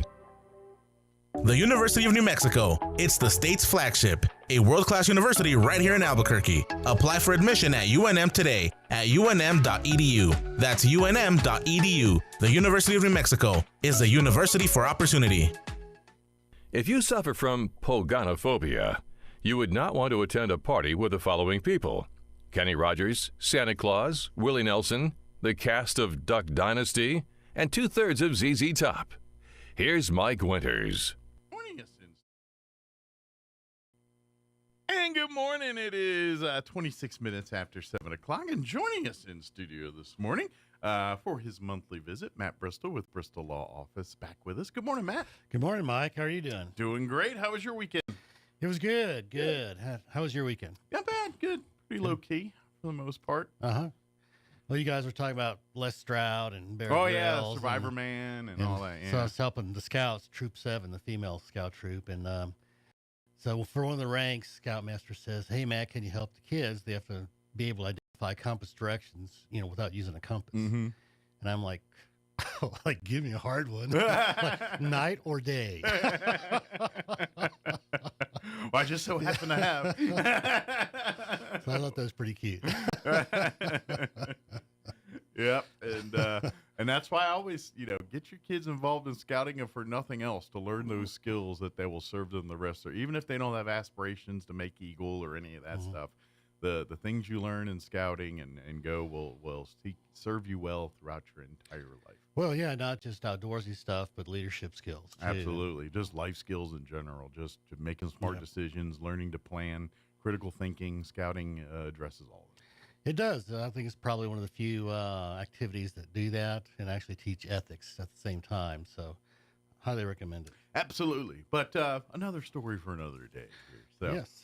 Of course, for folks not familiar, Matt Bristol joins us each month from Bristol office, which is located right here in the same building we are in the J.P. White building. But we always talk legal, just smart legal advice, planning, things like that from everywhere in terms of family law to financial and those types of things, so it doesn't turn into more family law issues down the road. Oops. Yeah. But preparing for the worst and hoping for the best. That's a lot of what the advice we give and talking about. Yes, and so I think life lessons are important, and you and I have talked off air as well as on air, and despite what Kim may think, I think you have a pretty good head on your shoulders. Thank you. like for real life, yes. Other aspects, people are like, what? So I thought maybe we'd share some life lessons, with maybe the younger audience, but for the older audience who has young adult children, sure. Kind of things they don't teach in school, things that we typically, learn the hard way, unfortunately. Absolutely. And let's face it, I think generationally we've devolved in some of that training to families. I feel like my grandparents probably got pretty well versed from their parents, my great grandparents, on how the way of the world works, how to plan a budget, a family budget, and things like that. There you go.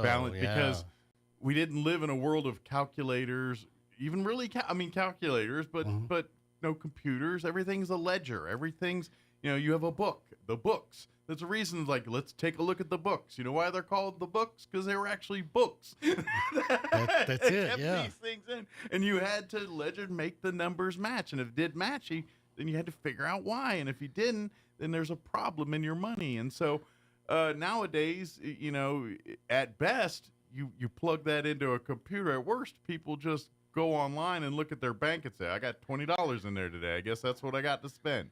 And it's like, if you're living life that way, you're going to have a lot of problems. Well, they got the books, but they can't find the answers. Yeah. And I almost wonder if in the 50s, when actually America started prospering, really for the first time. Yeah. And if that kind of screwed the whole budget thing. Because before that, people didn't have a whole lot of money. They had to scrimp and save. Absolutely. So, well, we talk about the Depression era and things, and everyone used to make, at least I remember my kid was my grandparents, and some of the younger, they're making fun of us in the way, but I remember, your grandmother saved all your butter tubs and saved all, it's like, because they grew up in the Depression. Right. There was no such thing as throwing away something that could have a use in life later. And they lived every aspect of their life that way, from Right. physical things to, what to do with their money in the future. Well, they did that through World War II. Also, they're rationing things. Mm-hmm. So something I've observed is most people's budgets are upside down. So they say, well, I make this much, and I'm going to pay rent, utilities, groceries, maybe car payment. And then down at the bottom, do I have any money left over for Right. savings? And to me, that's an upside down budget. The first line item in a budget should be savings, and then your rent, and then your groceries. Sure. So that's something I would recommend to young adults, when you're starting life and you go out, make sure savings is the first line item in your budget. Well, it's kind of like when you plan for yourself, like when one dreams, I think most of us dream big. One day, I want to be an astronaut. I want to own my own mansion one day. We dream in that way. Sure.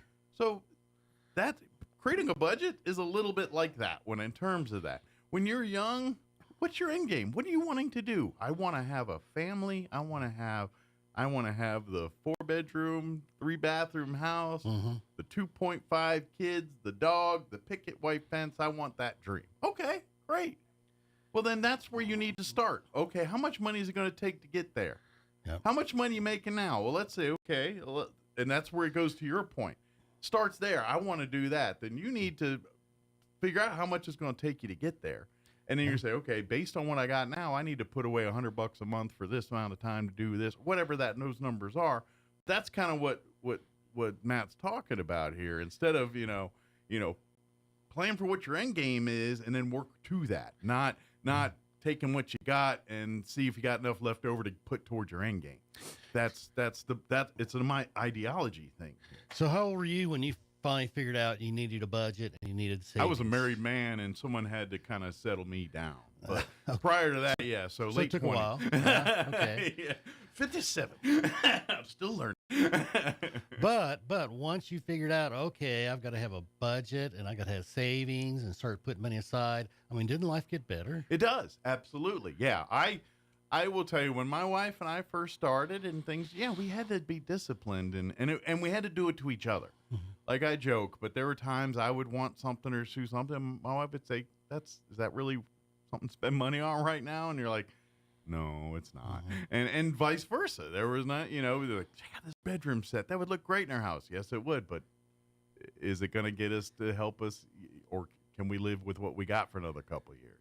And, we had to, and that's what happened. So you start identifying need versus want. So I think that's a huge thing for everybody at all ages is need versus want. And I think, and I would, to be honest, my wife and I's marriage, as far as financially where we're at today now, I'm not going to say we're not Donald Trump and we're not, we're not Elon Musk. We're not those guys. Nope. But you know what? We'll be all right. If someone fired one of us tomorrow, we'd be all right for a while till, you know what I mean? We've got plans in place. We've got a nest egg. We've got what you call a blanket, a security blanket here. And so I'm proud of that. And I'm, but but that's not always the case and everything else. And and really the early years of marriage, I think what the biggest thing was that let's keep each other in check and not make the dumb purchases that's going to bite us in the butt years later when it's time for us to really buy the house we want or whatever. And guess what? Now we're saddled with so much debt because we're stuck with things we're still paying on that we bought on a whim. Well, yes. So debt service is the rat race, and that's something to avoid. Mm-hmm. And unfortunately, what I see fairly often is, somebody goes, say, to college, and they have tremendous student loans. Mm-hmm. Now, I was real careful with my student loans. I borrowed student loan for tuition and books. That was it. I didn't borrow any money for any living expenses. I bit the bullet early.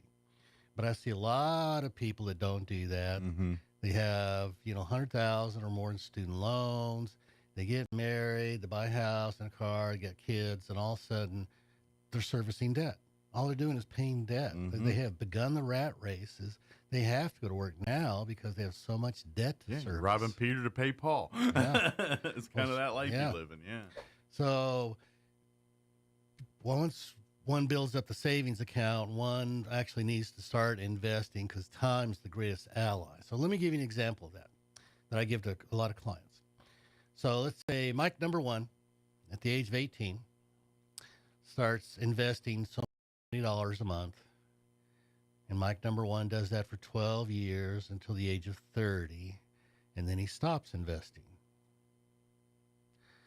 Mike number two waits until he's 30 years old, but he invests the same amount of money as Mike number one, except Mike number two invests for 35 years until age 65. So at age 65, he's got more money, Mike number one or Mike number two? You look on the surface and you think Mike 2, but I'm going to guess it's Mike 1. Yes. Because of the time and he started early. And that money was compounding on itself. Yeah. Mike number 2 was started. Now, it's age 66, they're even. But Mike number 2, because he waited, had to invest 3 times as much money just to catch up. Yep. So that's starting early is hugely important. So mom and dad, if you got teenagers, start them now. Show them how to save money. Show them how to invest. It does get so much easier when. Now, that being said, if you're just learning this lesson in your 30s or whenever, it's going to be harder. But by all means, don't say, "Well, I'm already missed the boat, and I guess I might as well just not do it." No, do it. Yeah, well, you're just going to have to get a little creative on where your goals and end game are. Well, if you start at 20, you can saving 10% of your salary. You can stick with that 10% forever and be able to retire okay. If you wait till you're 30 years old, I calculate you got to start saving 20% the rest of your life. But and I'm going to guess it also opens people up to risks that maybe they wouldn't have taken because they're trying to do more in a shorter period of time. Well, if somebody's got a get quick rich scheme, then that's typically a scheme that blows up. Sure. Now, and there's also another thing to be said when you start young is, how you invest it too. And it's like when they talk about like your IRAs and that type of stuff. And, the generalized ideology is younger people tend to pick the more riskier things because, it's bigger risk, bigger reward. That's true with, in that world. And so they're going to set up their IRAs and things to invest in more higher risk, higher reward type stuff. So what would you consider a risky investment? I think Tesla's a risky investment. Sure, yeah. Things that are volatile that could blow up to be the next thing everybody need, or it could blow up to be the biggest So I think Bitcoin is risky. Things that are controversial usually in the news and stuff are generally fall same on that. And gold, in 1983, in inflation-adjusted dollars, gold was worth more in 1983 than it's worth now. So to me, that's not a good investment. And gold's always one of those ones where they always tell you, no matter what, you buy gold, and when the world falls, you'll have your gold. Yeah, yuck. Yeah, that's even Warren Buffett says it's not a good investment. That's the kind of that's getting back to that. It's someone trying to sell you something, and you got to remember that one. Yeah. And in the financial world, it's worse than others. And unfortunately, it's dressed in sheep's clothing sometimes, and you got to be a little bit smarter. It's like Vegas; they'll sell you anything. Exactly, and that's why you got to have, if you yourself are not the smart planner, then you got to have people that you talk to that this is what they do, and let them advise you. So let's start. Fun fact: if we start at 1900 and go to 1920, all right, 1901, 1921. So those are called rolling 20-year periods. So each year you start a new 20-year period. Okay. So in the last 120 years, was there any 20-year period, or how many 20-year periods did the stock market lose money? Over 20 years? Probably none. None. Yeah. I mean, we've had crashes, but they recouped. They and came within back. 20 years, you probably wouldn't even, in the big scope of it, it didn't impact the numbers. There's no 20-year period in the United States the stock market's ever lost money. Yeah. So if you're 20 and 30 and 40 years old and your time horizon's 30 years, the stock market's a pretty safe place. Mm-hmm. Now, you can buy stupid stuff, sure, but you can also buy index funds. Yeah. So the stock market I don't consider a risky place if your time horizon is long enough. I would add that little caveat. Yeah. Well, it's like anything else. There's too much of a good thing in everything. Oranges are good for you. Be nothing but oranges, they'll kill you. Yeah. It's no different here. So I read two interesting statistics. Okay. What would be your guess as to what percentage of the population gets to be a millionaire? What gets to? 100%. No, what? How many people actually make it? Okay. Yeah. I would have guessed 10%. What would your guess be? In the world or in the country? U.S. I'm going to say it's low, like 2%. Well, these guys said 7%. Okay. So the other statistic is, what percentage of the population has a retirement account with $1 million in it? I'm going to that number's dropped. It is. Their statistic was 0.2%. Wow. 0.2? Two people out of 1,000. Less than 1% of our population has it. Wow. That's because you're limited to how much you can invest in your retirement account. But that's just telling you no one's thinking about it. That's what they're telling us. So what that means, mom and dad or young adults, is once you max out your retirement, your 401k contribution, you have to have additional savings on the side to get to that $1 million mark. I wonder how much of that, too, is a sign of the world we live in. I mean, sure, some of it you can attribute to education in the world, but how much of that, too, is the faith in humanity and everything else that we have? Like, has that changed?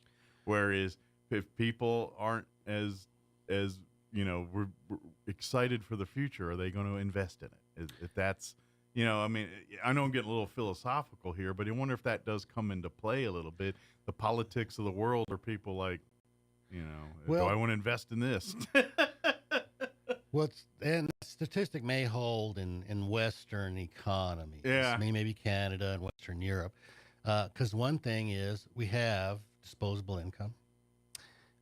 Whether some people living paycheck to paycheck, believe that or not, we do have disposable income. Sure. And we have access to the stock market. In some countries, people may not have access. But we, for the first time in my life, in my 50-some years of being on this earth, this is the first time, and this just could be where I am in my brain in the world, but it feels like the world is a less trusting place than it used to be. And what I mean by that is, when I was a kid, and you turn on the news at night, it's the news, is kind of thing, and now we got access to so much information that the reliability of it's muddied. And I wonder if that does come into play a little bit on what people do on that kind of stuff. And, the things, and now we live in a world where you got people that were tried and true, and now they don't trust nothing. And then you got others that didn't know better to begin with, and they're trusting things that, what are considered the new staples that some people are thinking, well, maybe that's not the legacy. I'm getting a little in the weeds here, but I'm wondering if that futuristic outlook of the future comes into play on some of this stuff. If it does, it should not, in my view. Okay. And the reason is, so the largest snack food company in the world is, for example, Frito-Lay. Frito-Lay, Yeah. bingo. Who owns Frito-Lay? Oh, is that Lay's? Or I don't know. Pepsi. Is that under all? I can't remember who's bought what to. Right. Whom or where now. So even if we don't trust our politicians, even if the world seems to be crumbling apart, who's going to stop eating Fritos? Nobody. Matter of fact, as the world gets worse, we'll probably eat more of them. There you go. So that's what I believe in is capitalism. So none of that consumption's going to stop just because we don't trust I just wonder if leaders. people don't trust putting money into things like this. Like now, are they putting mattress gold under a bed or something? Now? Yeah. It's like this people. We're seeing more of that, less of people investing it into the world. Well, then that's a mistake because nobody's going to stop eating Fritos. Sure. Well, I mean, I'm just wondering if our mindset is we're getting that way a little I don't bit. Like I don't remember growing up as a kid and getting so many people that are so untrusting of everything, things that are even what seem to be basic understandings, and people are questioning it. I'm like, I get that to a point, but come on. Yeah, but when I was a kid, I grew up in Houston, and was within missile range of Cuba, so we used to have in elementary school drills of what happens if the atomic bomb goes off. Sure. So, we had our own stuff. Sure. It was just different stuff. Yeah. But there's no 20-year period in the U.S. that the stocks have ever lost money. And there's no reason to think that won't continue. So it's invest. get in, but get in with an education. Get in. You gotta be smart about it, just like anything else. Absolutely. So have you ever heard of drip stocks? Drip stocks. I've heard it, but if you asked me to explain it, I couldn't. Can you explain it for? No. I heard the term, but I have no idea what it means. So those have been around since the 1920s, and it stands for Dividend Reinvestment Plan. Okay. Drip stocks. So the original thing is you buy the stock and the dividend reinvests to buy more. And those have been around since the 1920s. So even in 1990, when my wife and I got married, we wrote letters and says, "Dear Intel, please enroll us in your direct stock purchase program." And that's before the internet. Mm-hmm. So to know where do you send that letter to, I had the want-tos real bad to find that out. But you can even do that today. Now it's a little easier and a little bit easier. So most of these companies have farmed out the whole process. It got to be a bookkeeping nightmare. So computershare.com is one of the, they're called transfer agents. Bank of New York Mellon's another big transfer agent. And you can go to their website and sign up to buy stocks and automatic debit from your checking account. Some for as little as $50 a month, somewhat more. Nice. But you can sign up to buy stock automatically every month. So it's basically... It's real easy stuff. Yeah. But then again, you got to do your homework and buy the right things and not the wrong things, and that's where you need to talk to people. Yeah, so it's going to be self-education, and there's a lot of places online for self-education. Sure. There's Yahoo Finance, there's Morningstar, there's Investopedia. So you, like the 18-year-old that started investing early, the earlier you do it, the more you're going to have. Sure, and it's like anything else. You do it responsibly, and you do it within the means, but at the same time, you work that into the budget and have a plan for if that money leaves tomorrow, are you still going to be okay? And that's the difference between investing and gambling. There you go. Yeah. But you can start with as little as $50. Absolutely. Well, and to be honest, that's where you learn it. Mm-hmm. When you're 18 and you're on there doing it, and you got $20 and you play with it and you blow it, oh well, but lesson learned here. But you turn the 20 into 40. Next thing you know, like, all right, that was cool. What's next? You know, and that's, you know, take your lumps then, and then use that information to when you got, you know, as you're making bigger investments and bigger things, that you'll do it in more safer, more knowledgeable places and things like that. Yeah, so everybody starts small, and any mistakes you make at the beginning are going to be small mistakes, hopefully, and over time you increase how much you're saving. So let's talk about lost opportunity cost. All right. So have you ever heard of lost opportunity cost before? I've heard of it, but I've never seen it like in practice. I've heard of it, like people talk of it, but I've never seen it in practice. Okay, so what that means, kids, is a very simple explanation is you spend $5 at McDonald's. So there's two costs. Okay. One cost was you spent $5. Mm-hmm. The other cost is the lost opportunity cost. Because you spent $5 at McDonald's, you lost the opportunity to spend that same money somewhere else. Sounds like no big deal. You know, it's pretty obvious. Right. But we see a lot of these, you know, young oil field workers in their 20s, and they buy these $80,000 pickup trucks because they're making buku bucks. But that pickup truck has a lost opportunity cost. Mm-hmm. If your money's going to the truck, it can't go anywhere else, can it? Nope, it cannot. It will not make you money somewhere else. So let's say we take that $80,000, we plunk it in the stock market, and we walk away. Just walk away, don't look at it, don't touch it.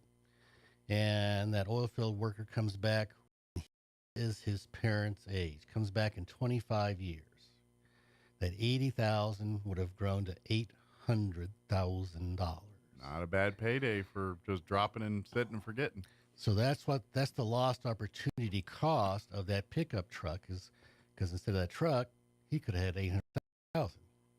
Now you think about not just the husband, but you got a wife, and they buy new cars every so many years, and over a 35-year marriage, you're talking over $1 million worth of money in cars that just went down the tubes. Absolutely. Lost opportunity cost. Yep. So that's things to think about when you make those purchases and you make that. And now, granted, this is life. You're going to have some of those purchases because at the end of the day, you need to get around. You need to do things. But thinking about that the next time, you're like, oh, the leather seats are so much nicer than the cloth seats. Okay. How much nicer are they? Yeah. How much of your retirement do you want to spend on a vehicle you're going to get rid of in 10 years? Yeah. Really? Or could you take that and, just set it and forget it over here and see what happens?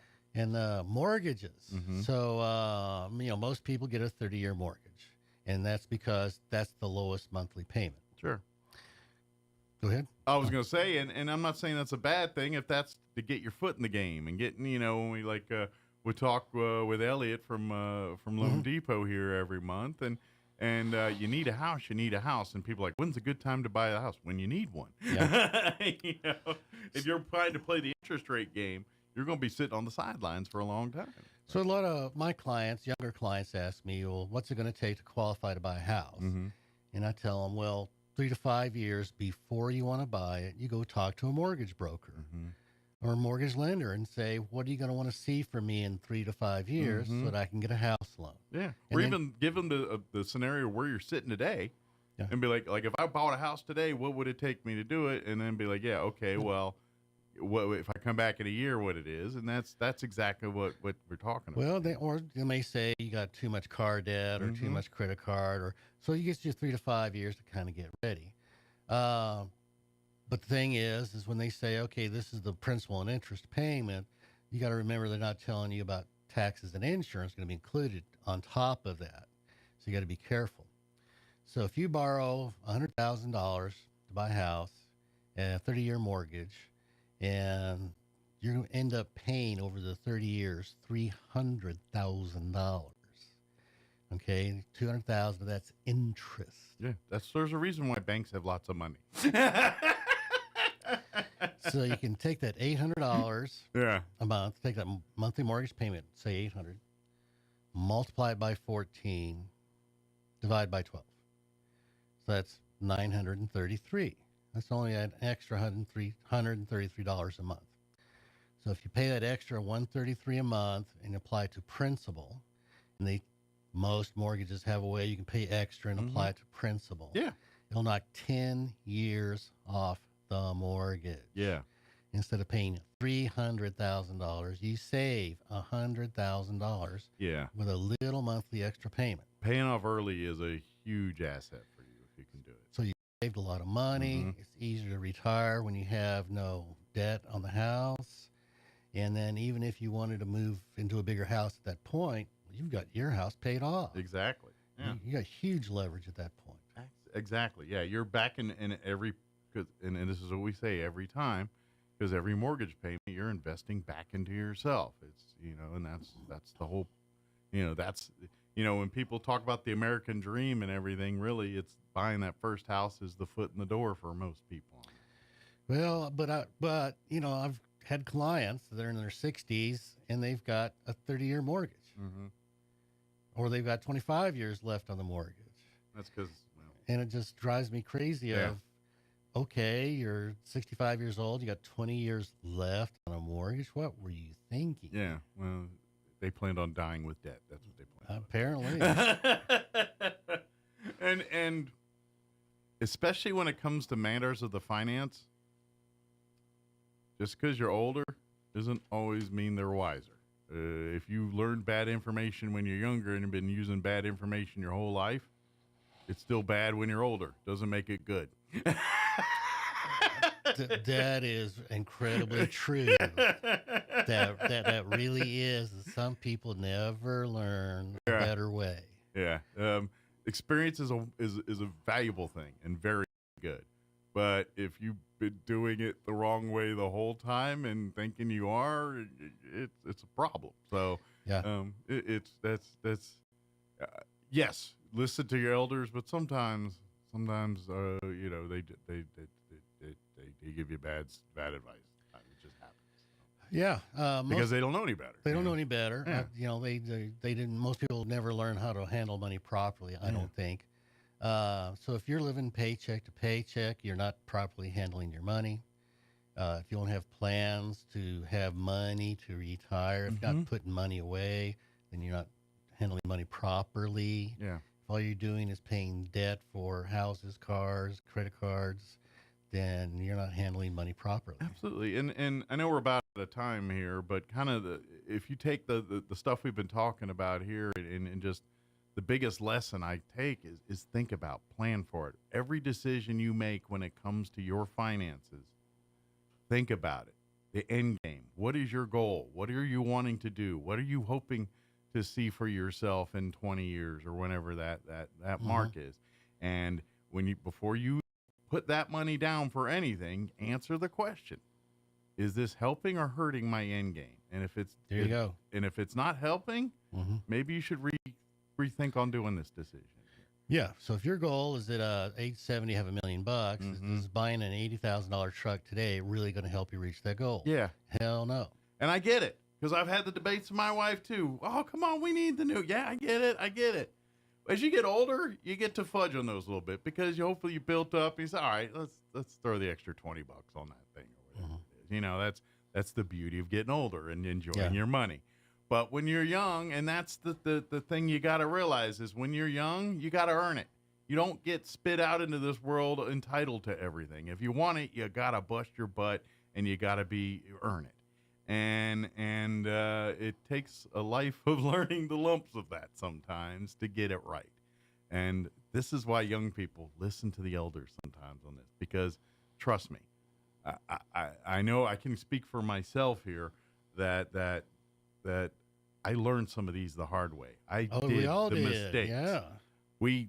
I sat there. What am I doing? My credit was god awful. I've been in these scenarios. Absolutely. Because I screwed up, and I've had to, in some cases, took years to get me fixed out of those things. but well, like anybody else, we didn't know how to do it right the first time, but we learned from the mistakes. Exactly, and that's going to happen to you as a young. I guarantee it. You're still going to screw it up on something. Somewhere it's going to happen. Mm-hmm. It's okay. It's okay. You just figure it out. We'll move on here. But if it gets to the point where you need an attorney, then we can give you Matt's number here at Bristol Law Office, and he can help you navigate it here. But ideally, the stuff we're getting here is to avoid talking to Matt because of a divorce or a bankruptcy or a business gone south here because planning wasn't done properly. So 2 good books I recommend are The Richest Man in Babylon. Okay. It's been in print since 1929. It's a good inspirational book. It's fast read. And then Rich Dad, Poor Dad is a good book. Okay. Deals with how you think. Now, he's got some other books after that where he gets a little goofy, I think. But Rich Dad, Poor Dad is a really good book. But that's a good information to keep you. It's how you. It's your mindset.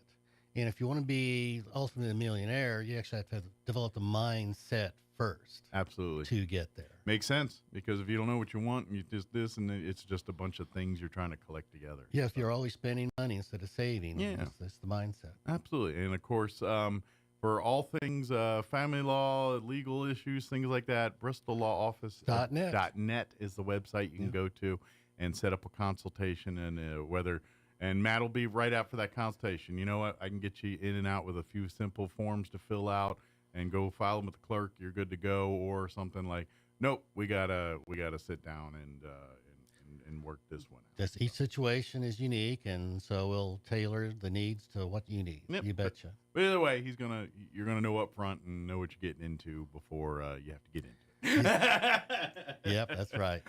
Well, thank you, Matt, as always, and we'll see you next time. All right. Thank you, Mike. All right. It's 8:01. You're listening to 106. That includes a full wash and vacuum at their car wash. You won't find a better deal. They also offer full synthetic oil changes, fuel and cabin filter replacements, and will even check your battery. Their tunnel wash isn't afraid of dirty vehicles. They have the best value wash in town with free vacuums. They even offer wash passes that can be used for multiple vehicles. Next time you need your oil changed, go to the fast and efficient Wakefield Oil Express and let them earn your business. 3204 North Main, Roswell. At Richland Motors, it's never been easier to sell or trade your current car, truck, or SUV for a newer model to hit the road in. Even if you don't purchase from Richland, they want to buy your vehicle for top dollar. But if you do buy from Richland, don't forget, they're the home of the powertrain warranty for life. That's a whole lot of confidence for you. See Richland for details. 2nd and Sycamore and 1309 Southeast Main.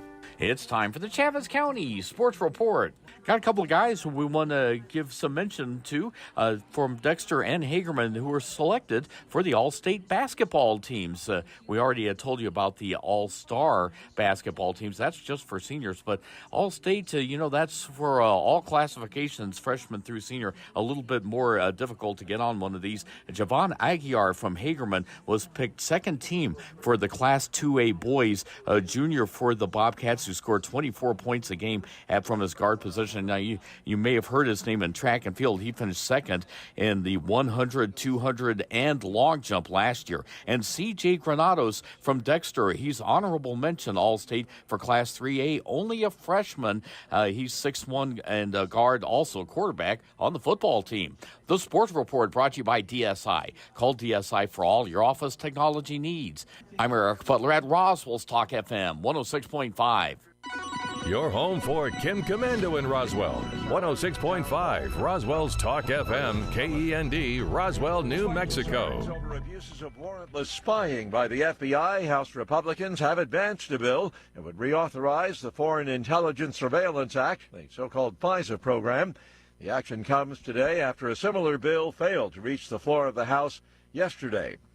Some new gun buyer background checks on the way. The Biden administration has announced that thousands more firearms dealers across the U.S. will have to run background checks on buyers at gun shows or other non-store locations. The rule aims to close a loophole that has allowed guns to be sold by unlicensed dealers who don't perform background checks to ensure the potential buyer is not legally prohibited from having a firearm. Gun control advocates are cheering the move, while gun rights activists are expected to challenge the rule in court. Greg Clugston, Washington. Fresh allegations of Russian interference in elections, but this time not here in the U.S. Belgium's Prime Minister Alexander De Croo has announced an investigation into suspected Russian interference in Europe-wide elections in June. He says his country's intelligence service has confirmed the existence of a network in several European countries trying to undermine support for Ukraine, adding Moscow wants to help elect more pro-Russian candidates to the European Parliament and to reinforce a certain pro-Russian narrative. Europe-wide polls are being held on June the 6th to the 9th to elect a new EU Parliament. I'm Charles Dilladesma. Polish lawmakers have voted to continue working on proposals to lift a near-total ban on abortion. There are 4 separate bills under study that would loosen what are the strongest pro-life laws in all of Europe. Sell-off continues on Wall Street. The Dow down 379 points. The Nasdaq off 228. More on these stories at townhall.com.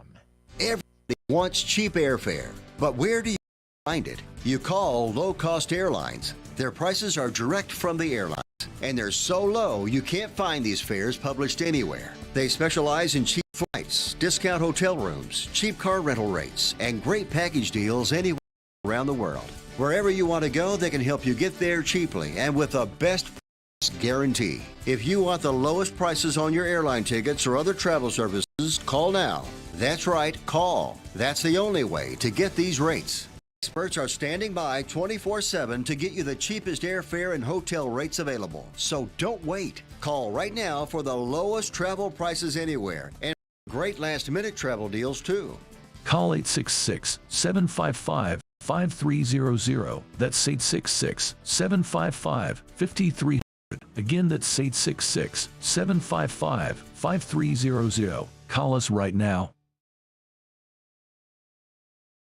Argentina's highest criminal court concludes that Iran planned a couple of deadly attacks on Jewish targets in Argentina some years back, and that Hezbollah carried out the Iranian plan. The attack on the Israeli embassy in 1992 killed at least 29 people. The victims included Israeli diplomats, embassy staff, clergy, worshippers, children, and passers-by. 2 years later, when a van laden with bombs was driven into the building of the Jewish center, more than 85 people died.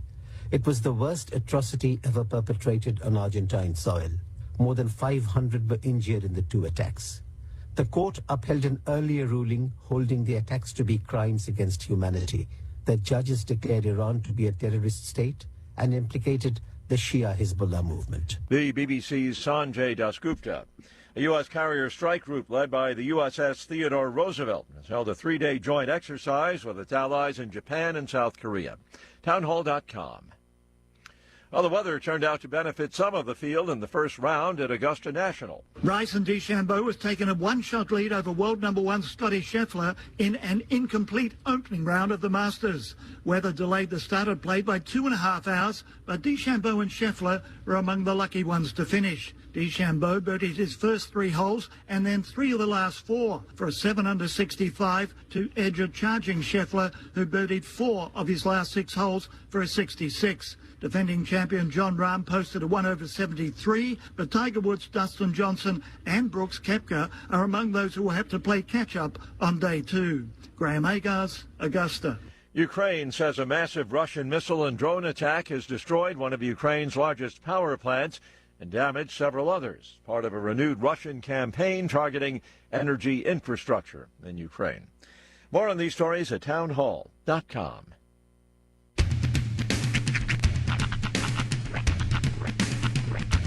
What in the wide, wide world of sports is going on here? I promise you, whatever scum did this, not one man on this force will rest for 1 minute until he's behind bars.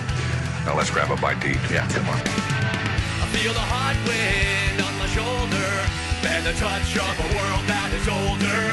I hit the switch and check the number. I leave it on and then I slumber. I hear the rhythm ringing through it. Flamenco guitar and cumbia music. I hear the talking of the DJ. The demolition, what does he say? I'm on a Mexican radio. I'm on a Mexican radio. Broadcasting live from high atop the J.P. White Building in downtown Roswell, New Mexico. It's Mornings with Mike Winters on 106.5 Roswell's Talk FM. Is that what I sound like when I talk? Now, here's your host, Mike Winters.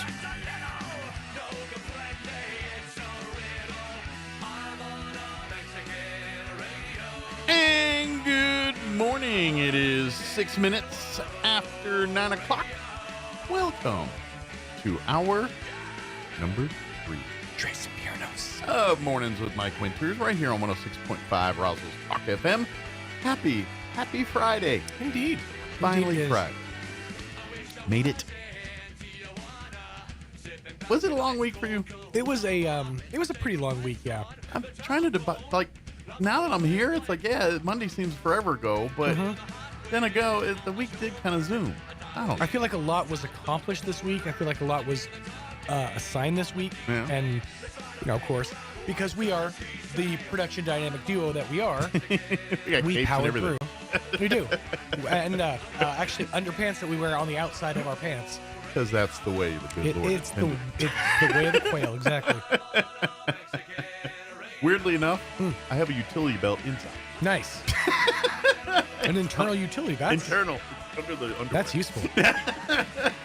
Dude, the idea and the concept of the utility belt was always the coolest part of any spy thing I was into, because I was super into secret agents when I was a kid. Batman and James Bond. When I was 8, 9, I think maybe 9 or 10, the movie Harriet the Spy came out. I remember that movie. Yeah, starring. Never watched it, but I remember the great Michelle Trachtenberg. Yeah. And I was obsessed with secret agents at that point. I always wanted, the little gadgets, like the grappling hook thing, all the stuff that you could just keep in your belt. But then you look at the actual utility belt and what it is. It's just a belt with a bunch of pouches. Right. It's not really the cool thing that it was all made up. I mean, the stuff you put in the utility belt is the cool part of the utility belt. Yeah. But I just wanted the thing with a belt with pockets. Yeah. I could have very easily just had myself a belt with some pockets exactly. when I was a kid. Yeah. But I gone to the hardware store and bought the Carpenter. Yeah. I built it up to belt. be this thing. It's like, oh, maybe someday if I make it as like a spy or a secret agent, I'll have a utility belt. And again, look at the world of espionage today. How many of them sons of guns do you see running around with utility belts? And of course, I grew up in the Get Smart age, the original. Right. And so mine were always like your shoe is like the phone. All his gadgets were like clothing and stuff. Honestly. Yeah. It was always the shoe phone. And then it evolved like to Inspector Gadget, which is more of the same, Well, and the upgrade of the utility belt is the spy vehicle. Yes. Because, I mean, if you look at some of the best spy vehicles of the time, of course, the Spy Hunter from the game. Yes. The one, and this is kind of an obscure Bond's reference. Austin Martins are always, Bonds were great. The one it's kind of an obscure reference is the one that Archer gets in the show Archer. And Dodge, it was a huge marketing campaign. At the end of the segment, they're like, how much did Dodge kick over for this? And you're like, not as much as you may think. But it was like the ultimate spy vehicle. It had the oil slick button. It shot out the caltrops, which are those things where no matter how you throw them, they always land with a needle up. Yeah. It had the full bar that dropped down. Nice. That was filled with apple juice because, of course, Dodge was involved. And they said, make sure you drink responsibly. So, but it was the perfect spy vehicle. Yeah. It had the grappling hook in the front with the hitch in the toe. That's like the thing that kept the kids that were into utility belts active into adulthood. It's like, ooh, maybe somebody will get the spy vehicle. And then, of course, I also grew up with and really watching the Adam West Batman. And, of course, everything is bat this, bat that, bat car, bat boat, bat shark repellent, bat. Which, that's the one that always got me. It's like, you're going to tell me, Batman, at the beginning of this day, when you were stocking your utility belt, you just thought to grab your shark repellent spray. Well, I guess I figure I'm going to go towards the ocean. And here's the other thing. Need that. It's never the same belt. Yeah. Because the shark repellent spray, there's usually a pocket there that's got jacks or something. I don't know. Tiddlywinks, whatever it is he keeps in there. Sure, yeah. Loose Cheerios. Some kind of bat spray of some kind. Bat breath mints. You never know when you're going to have to placate a 3-year-old. He keeps loose Cheerios in there. Maybe that's what you should do.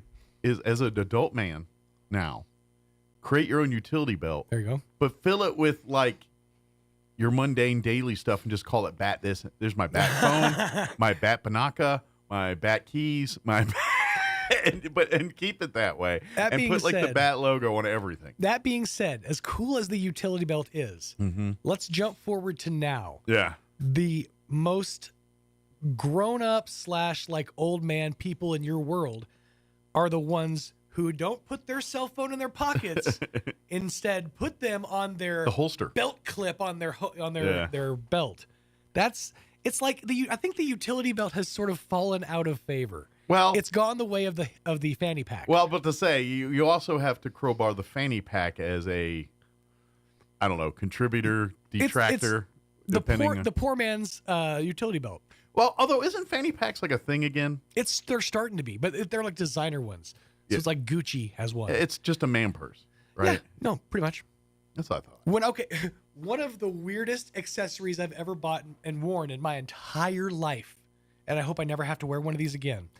When we went to Romania, I bought a pouch to keep my cash, passport, all the stuff that was important, and it strapped to my chest. Your dad told you to do that, right? No, well, That sounds like your my dad. youth pastor. Oh, But- it sounds like your dad, like Yeah. hide money in 30 places But around that's your the body. thing. It's great until you got to make a transaction. Then you're like, hold on, lift my shirt, unzip the pouch, and now everybody knows, hey, that's where that nerd's keeping all his stuff. Yeah.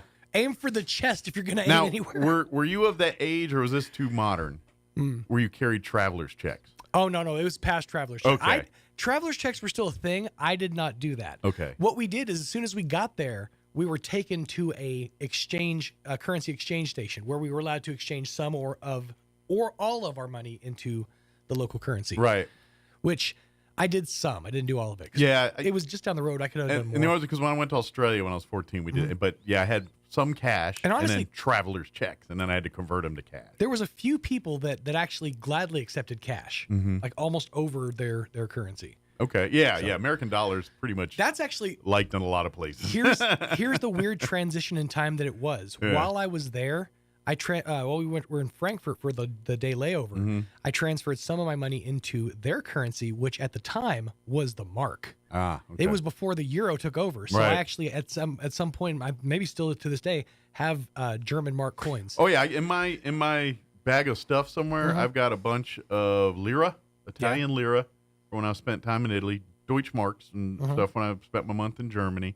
I think I even have a little bit of Kuwaiti coinage in my How does that work after dinars and things. Yeah. a currency complete? Because we've now undergone like more than a generation at least of since the euro has been the standard currency. I imagine you could probably get whatever values for it. Is there now. still is there still an exchange, or you I just keep them think for you the? could, yes, because I think so. At But this I point, don't you know. just keep them for the story. Yeah, I don't know. But yeah, I got probably about 20, 30 bucks in lira sitting in there. You never Yeah. know when you're in Frankfurt and you're gonna need a cup of coffee and a Yeah. magazine. You know. Yeah, I think there's some pesos in there, of course. Yeah, I got Oh, a yeah, little definitely got some hodgepodge of pesos. cash in there. The pesos are still a thing though, so that's Yeah. fine.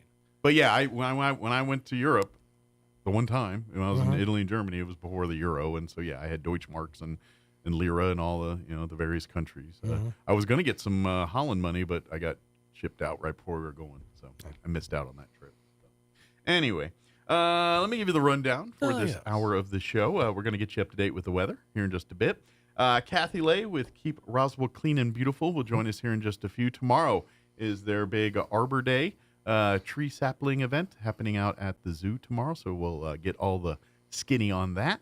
Later on in the hour, we'll get you up to date with news of the local variety, along with your Wall Street business update and whatever else we can come up with for this hour of the show. I feel like I have to do this. I can't help but notice that you Yeah, I lost the arm. you Rick Allen'd your alien. It fell off. It fell off. I know she's not listening right now. Maybe, hopefully, she'll listen back. That's all I'm saying. Like, you Rick Allen'd that alien. Yeah, is the arm still around? Here it is. Oh, you savage! I have his limb. Just in case. Well, I was tucking it. Let me see him. He does have a little nubbin. Yeah, I got to give him that. So what I was doing was I was storing his nubbin right here. Oh, okay. Fair enough. It's a Friday. The kids are in school. It's fine. That's where I've been keeping it. It's a good spot for the nubbin. A lot of people don't know this. That little alien Yeah. could be the best drummer you've ever met. That's right. Got to give him a chance. Pour some sugar on him. All right, it is 9:15. Let's get you up to date on the weather. I'm meteorologist Steve Hamilton with your Pecos Valley weather. High pressure covering all of the southwestern states, and our weekend looks fair. Temperatures will be warming up quite a bit. We'll hit the mid-80s for the afternoon high today. Wind will be a little bit gusty, 25 to 30 miles an hour, but it should be a sunny day. Overnight, clear and our low near 50, and then sunshine and upper 80s for the afternoon high on Saturday, near 90 and sunny Sunday. That's your latest forecast. I'm meteorologist Steve Hamilton. Thank you, Steve. Currently 58 degrees here in Roswell. Humidity's at 29%. Winds calm at the moment. Sunny and a high of 84 today. That's nice. It's going to be a little breezy. Not as breezy as other breezies, but breezy. South winds 10 to 15 early, 20 to 25 for this afternoon. Tonight, we're looking at clear skies. Expect an overnight low of 50. Winds will remain a-blowing out of the south, 20 to 25, gusting as high as 35 miles per hour. We'll see those winds drop down 10 to 15 miles per hour after midnight tonight. For you Saturday, sunny and 87. Winds out of the southwest 5 to 10 in the morning, so should be good for tomorrow's event out at the zoo. Picking up 10 to 15 for the afternoon. So not too bad. Or 15 to 20, I'm sorry, a little bit higher. Saturday night, clear. Overnight low of 50. Winds out of the west 15 to 20, dropping down 5 to 10 after midnight. Sunny on Sunday. Expect a high of 88, winds out of the west, 5 to 15 miles per hour. And then Monday, warm but patchy blowing dust and all that for the afternoon. They're talking 83 and windy on Monday here. All right, it is 9:17.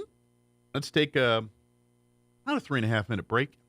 And then Kathy Lay with Keep Roswell Clean and Beautiful will join us. Don't go away. You're listening to Mornings with Mike Winters.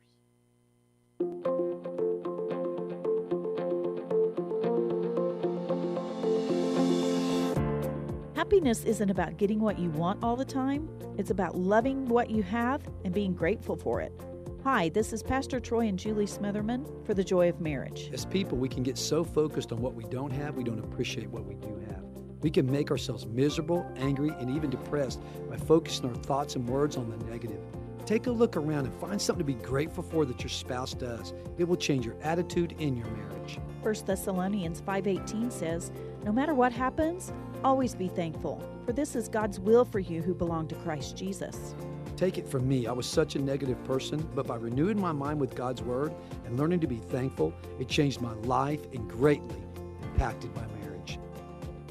If you have any questions or would like further information about the Joy of Marriage Ministry, please go to jomconference.com. Get your tickets now as Red Zone presents A Night with C.J. Stroud, Saturday, April 13th at the Bulldog Pit in Artesia. Previously announced as A Night with Jason Witten, Jason became unavailable, so C.J. Stroud stepped up to take his place. C.J. is the 2024 Offensive Rookie of the Year with the Houston Texans and two-time Heisman Trophy finalist. Admission is free, but you must have a ticket to enter. Jason Witten printed tickets are still good, and remaining tickets are available at the Artesia Chamber of Commerce. This invitation is courtesy of H.F. Sinclair. Excited about C.J. Stroud coming to Artesia. Hi, this is Melanie from Glenn's Furniture, and I want to tell you about our store-wide sale happening now. All items in every department are on sale. Upgrade your living space with power reclining sofas and love seats or beautiful sectionals with charging ports. Create ambience with amazing table and floor lamps. Get that long-awaited restful night's sleep with a new Serta mattress. Every department is on sale from our existing prices, so come down to Glenn's Furniture on the corner of Union and Alameda, where delivery is free since 1953. To plant or not to plant? That is the question. Hi, this is Jim Gill from Roswell Seed Company. Our tomato plants and pepper plants are ready to go. If you plant them now, you might have homegrown tomatoes and peppers before anyone else, or the frost might kill them. As Clint Eastwood would say, do you feel lucky? You'll either be the smartest gardener in the county, or you'll get to replant them all over again. I say go for it. You'll get more practice and we'll get more business. This is Jim Gill from Roswell Seed Company, and I apologize to William Shakespeare. Do Do you feel like there's something missing in your life? I challenge you to find someone who seems to be at peace no matter what good or bad is happening in their life. I would almost bet that person has found Jesus. In the Bible, there's a man named Zacchaeus who was a tax collector for the Romans. He was a Jew, but he worked for the enemy. He knew Jesus was in town and wanted to see who he was, but because he was short, he couldn't see over the crowd. So he ran ahead and climbed a tree to see Jesus. Jesus saw him and told him to come down because he was going to his house for dinner. The holy people didn't like this very much, as Zacchaeus was seen as a sinner and a traitor. But because of his encounter with Jesus, Zacchaeus said he would repay 4 times over any he had cheated and give half of what he had to the poor. Jesus told him that salvation came to his house that day. This man was seen as the worst of the worst, but when he found Jesus, all was forgiven. Jesus can do the same for you. Let's help you find Jesus and the forgiveness and peace that he promises. Join us at the Country Club Road Church of Christ for worship at 10 a.m. on Sunday, located on the corner of Country Club and Washington in Roswell. Mulan has the highest kill count of any Disney character. When asked for comment, Buzz Lightyear responded, "To infinity and beyond." Here's Mike Winters. And good morning. It is 21 minutes after 9 o'clock, and joining us in studio this morning from Keep Roswell Clean and Beautiful. Yes. In the city of Roswell and our volunteer program and kind of other things. But today, Clean and Beautiful hat. That's the hat I have on. Kathy Lay with us this morning. Good morning. Good morning. Of course, tomorrow's a big day. That's the big day for us. Yes, the big Arbor Day celebration. Correct. This is I would argue, probably one of the things that most people know Roswell Clean and Beautiful for is the tree sapling event. They've been doing this for years. Yes, it's our 34th consecutive year for the city of Roswell to be an Arbor Day Foundation Tree City USA. Excellent. We are the longest consecutive acknowledged program for the Clean and Beautiful.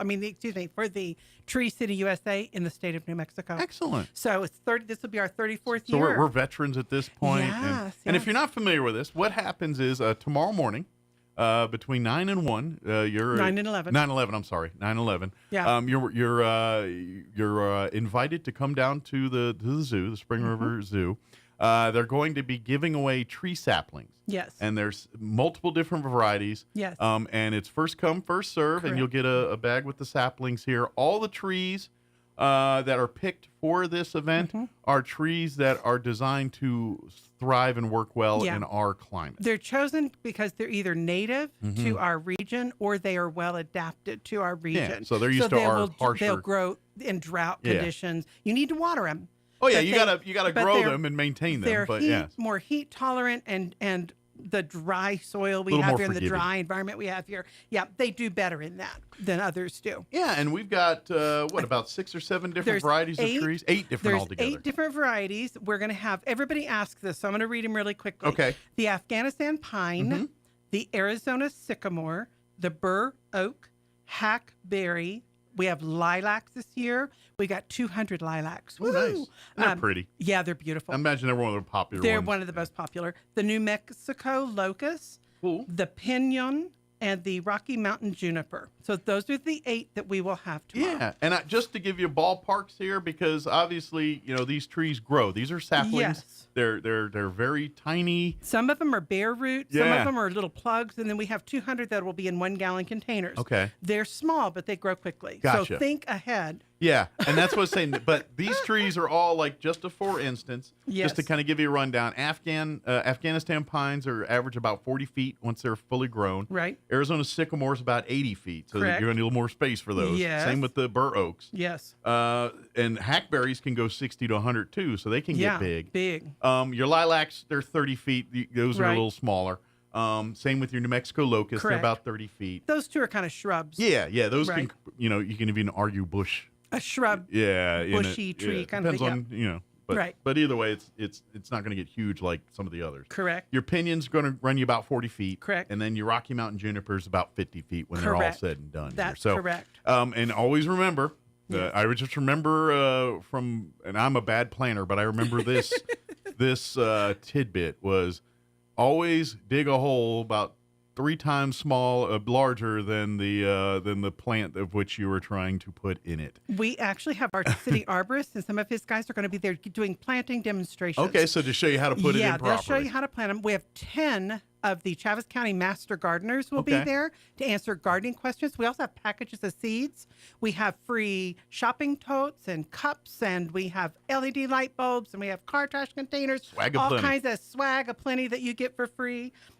Atkinson, just everybody heads up, Atkinson is under construction. Okay. You will have to enter on the college north parking lot by the playground. Got you. There's going to be volunteers that have to go in that same gate, but we don't want the public going in until 9 o'clock. Okay, so wait till 9. So just pull off to the side of the road if you get there before 9 o'clock. And I'll tell you, stay out there'll of be the a way. line. There's there gonna always be a is. line. There always will be. Yeah. Absolutely. So just pull to the side of the road, and at 9 o'clock, we'll start letting everybody in to go to the event. Good deal. Before that, only volunteers and the people that are like the master gardeners. Sure. And People city that are part of arborists, the event. People that are part of the event will go in that. They have to go in that same entrance.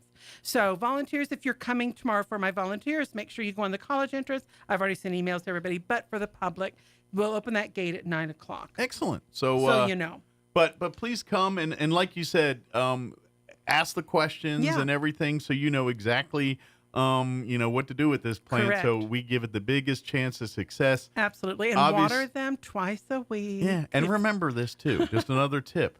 I know you want shade around your house and all those kind of things, but those roots spread out. Yeah. And so if you put them closer to your house, that's right. They'll start affecting things like your plumbing and your all those other power lines overhead. Look up and think below.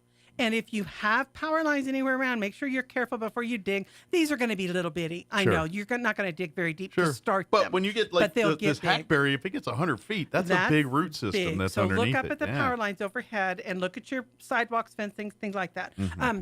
When you park in that parking lot, it's going to be the one by the playground. Okay. The event will be on that patio area by the carousel. Okay, so just park and then walk on over. Walk on over to the carousel. Come and talk area. to the master gardeners and get your sack of goodies and get your saplings and And of course it's in the morning. It should be beautiful. It's supposed to be beautiful. It's supposed to get a little breezy, but not till the afternoon. So that'll be by the time everything's done. So if you want to hang out and enjoy the zoo and all it has to offer, please come and hang out. The zoo is free. The trees are free. Yeah, it's free Saturday, right? That's right. It's Every the free Saturday is free. That's it's right. Free now. Oh, they changed it. The zoo. Oh, great! I missed that meeting. The zoo is. Yeah, I know.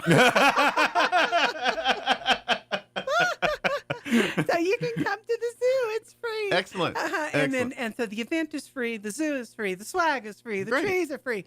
Come out in the morning. When we run out, we run out. Sure. It's first come, first serve. Just how many trees did you get for this year's giveaway? We have 1,387 So we trees. have a lot of trees. But we're giving like 2 per person. Yeah, right. You get 2 per person. Usually. Now, if we have a huge turnout, then we'll just, but last year we had, I believe it was around 1,100 trees. Okay. And so this year we got a few more, and we have a wider variety this year as well. Excellent. Yeah. And now as far as, can you request the types of trees, or is it literally until they're gone? Until they're gone. What they do is we have signs and little pictures, just like I brought some pictures of the ones today. Okay. And so there will be those there, and they're separated. And so if we have them, you can say, I want a lilac and a pinyon, or I want this and that. Gotcha. And then when they're gone, when they're gone, we can't give them to you. But if you're like, I want lilacs, then great. They're then gone. We'll give them if we got them. Or Correct. If we got.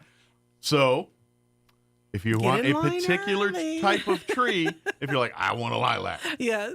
And warn you, lilacs are one of the most popular. They're I mean, popular. because they're beautiful. I mean, they're all beautiful, but you know, they don't get real huge. And so for smaller yards like ours, and when they get in your the city, pinks or blues and or they're the colors that purple, lilacs, and they smell like heaven, and they're wonderful. I love them. And listen, I was looking at the New Mexico locust. They also are a flowering bush, but they do have thorns on them. Okay. But that is a beautiful bush. They're beautiful trees or shrubs as well, and they have a really pretty flower on them also. I'm just curious, does a hackberry produce a berry? They actually have these little tiny black sort of berries. Okay. I don't remember if these are ones that are edible or not. Yeah. I don't know. I've never had a hackberry anything, so I'm thinking no.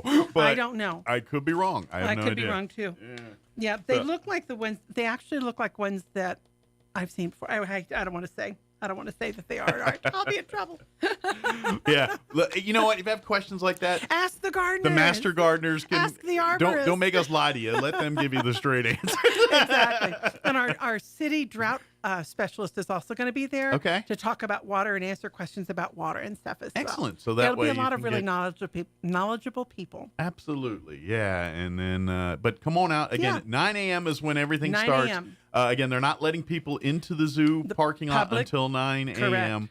And again, use the entrance off college there. Correct. Because of the construction on Atkinson. Correct. Everything's funneled through the college entrance here. Yep. And I think that's the entrance most people go in. That's the one that they have open That's kind to of the main public. one anyway. Yeah, usually. Yeah. And the zoo normally doesn't open until 10 o'clock, but our event is starting at 9 o'clock, so we will be opening the gate So at when you're 9. when 10 o'clock hits and you're ready to do zoo stuff, you'll be right there and ready to go. And if the parking I know is going to be horrendous, just be patient with everybody. And, you can park along the sides of the road as well and walk up if you're capable of it. Yeah, if it gets too busy, put a breakfast burrito in your hand or something while you're waiting. You can munch on that. Take your coffee. You'll be good to go. We'll give you a cup afterwards. Absolutely. Absolutely. But again, it's tomorrow. The big Arbor Day sapling tree giveaway event starting at 9 a.m. at the zoo. It goes to 11 or when all the trees are dispersed, when everything's been given away. So get there early. I'm warning you, it's a popular event. There's going to be lots of people there. Yeah. Be patient. Correct. Plan to. And someone asked me if it was a drive-through event. It is not a drive-through event. It is a park and walk up to the carousel. During the COVID, you had to make it a drive-through, but now that we're so I past did get all some that. calls. I want to make sure I clarified that. Get out and smell the trees, smell and smell the the flowers, and get out there and enjoy the beautiful zoo that we have. Yeah, it'll be lovely. So, excellent. Kathy, you get it all? Thank you. Anytime. Thank you very much. Appreciate it. We'll see you next time, okay? All right, it's 9:32. We're going to pause for news and a quick break, and then we're going to talk with the Roswell Public Library on the other side and talk about some of their upcoming events. Don't go away. You're listening to Mornings with Mike Winters. Now for your Pecos Valley News Update. I'm Jared Cirillo. We begin today in the city of Carlsbad that's trying to establish planning priorities for anticipated capital projects, and they would like to hear from you. Limited funding requires phasing of larger projects and for the city to leverage federal, state, and local dollars. The city is seeking public input in the process. Capital projects include city street and road improvements, water and sewer improvements, improvements to public facilities like parks, and public safety improvements for equipment for police, fire, and EMS. A public hearing is scheduled for April 25th at 5:30 p.m. in the City Council chambers in Carlsbad. If you cannot attend, an open comment period remains open until April 26th. Just email comments to abtesta@cityofcarlsbadnm.com. Street maintenance and improvements will continue to take place in Roswell next week. Operations will require contractors to close some residential streets during various times. Access to homes and businesses will be maintained, but other motorists are asked to find alternate routes. Parked cars must be removed from the residential streets that are being worked on. You're up to date. I'm Jared Cirillo. Your morning espresso starts right here. It's the Sean Hannity Morning Minute. We learned yesterday Biden inflation is through the roof and headed in the wrong direction, and it was anything but transitory. You know, we have Joe Biden now catering to his radical base, and in the process, he's standing down in a war on terrorism after Israel had the worst terrorist attack in their history, and he is now aiding and abetting the terrorist group Hamas by pressuring Israel to stop their fight against terrorism, which really is a fight for their very survival. He has abandoned the country of Israel because he needed to appease his radical base. The Sean Hannity Show from coast to coast later today. More than 200 fire department jurisdictions trust the Knox entry system to provide secure access to buildings, elevators, and control rooms when seconds matter. Now, businesses, schools, airports, several industrial applications are also using Knox entry to manage controlled access and authorize service activity for critical assets. Now, Knox entry allows you to develop a customized access strategy complete with an audit trail and rapid flexibility. Just go to Knox.com for more information. That's KNOX.com. Getting quality employees to fill positions in your company is essential, but finding those people can be a major hassle unless you use ZipRecruiter. ZipRecruiter makes finding quality people a breeze. ZipRecruiter's advanced technology identifies candidates with the right skills, sends you great matches, then you can easily invite them to apply. 4 out of 5 employers who post on ZipRecruiter get a quality candidate within the first day. See for yourself. Go to ZipRecruiter.com/free to try ZipRecruiter for free. That's ZipRecruiter.com/free. Free. I'm meteorologist Steve Hamilton with your Pecos Valley weather. High pressure covering all of the southwestern states, and our weekend looks fair. Temperatures will be warming up quite a bit. We'll hit the mid-80s for the afternoon high today. Wind will be a little bit gusty, 25 to 30 miles an hour, but it should be a sunny day. Overnight, clear and our low near 50, and then sunshine and upper 80s for the afternoon high on Saturday, near 90 and sunny Sunday. That's your latest forecast. I'm meteorologist Steve Hamilton.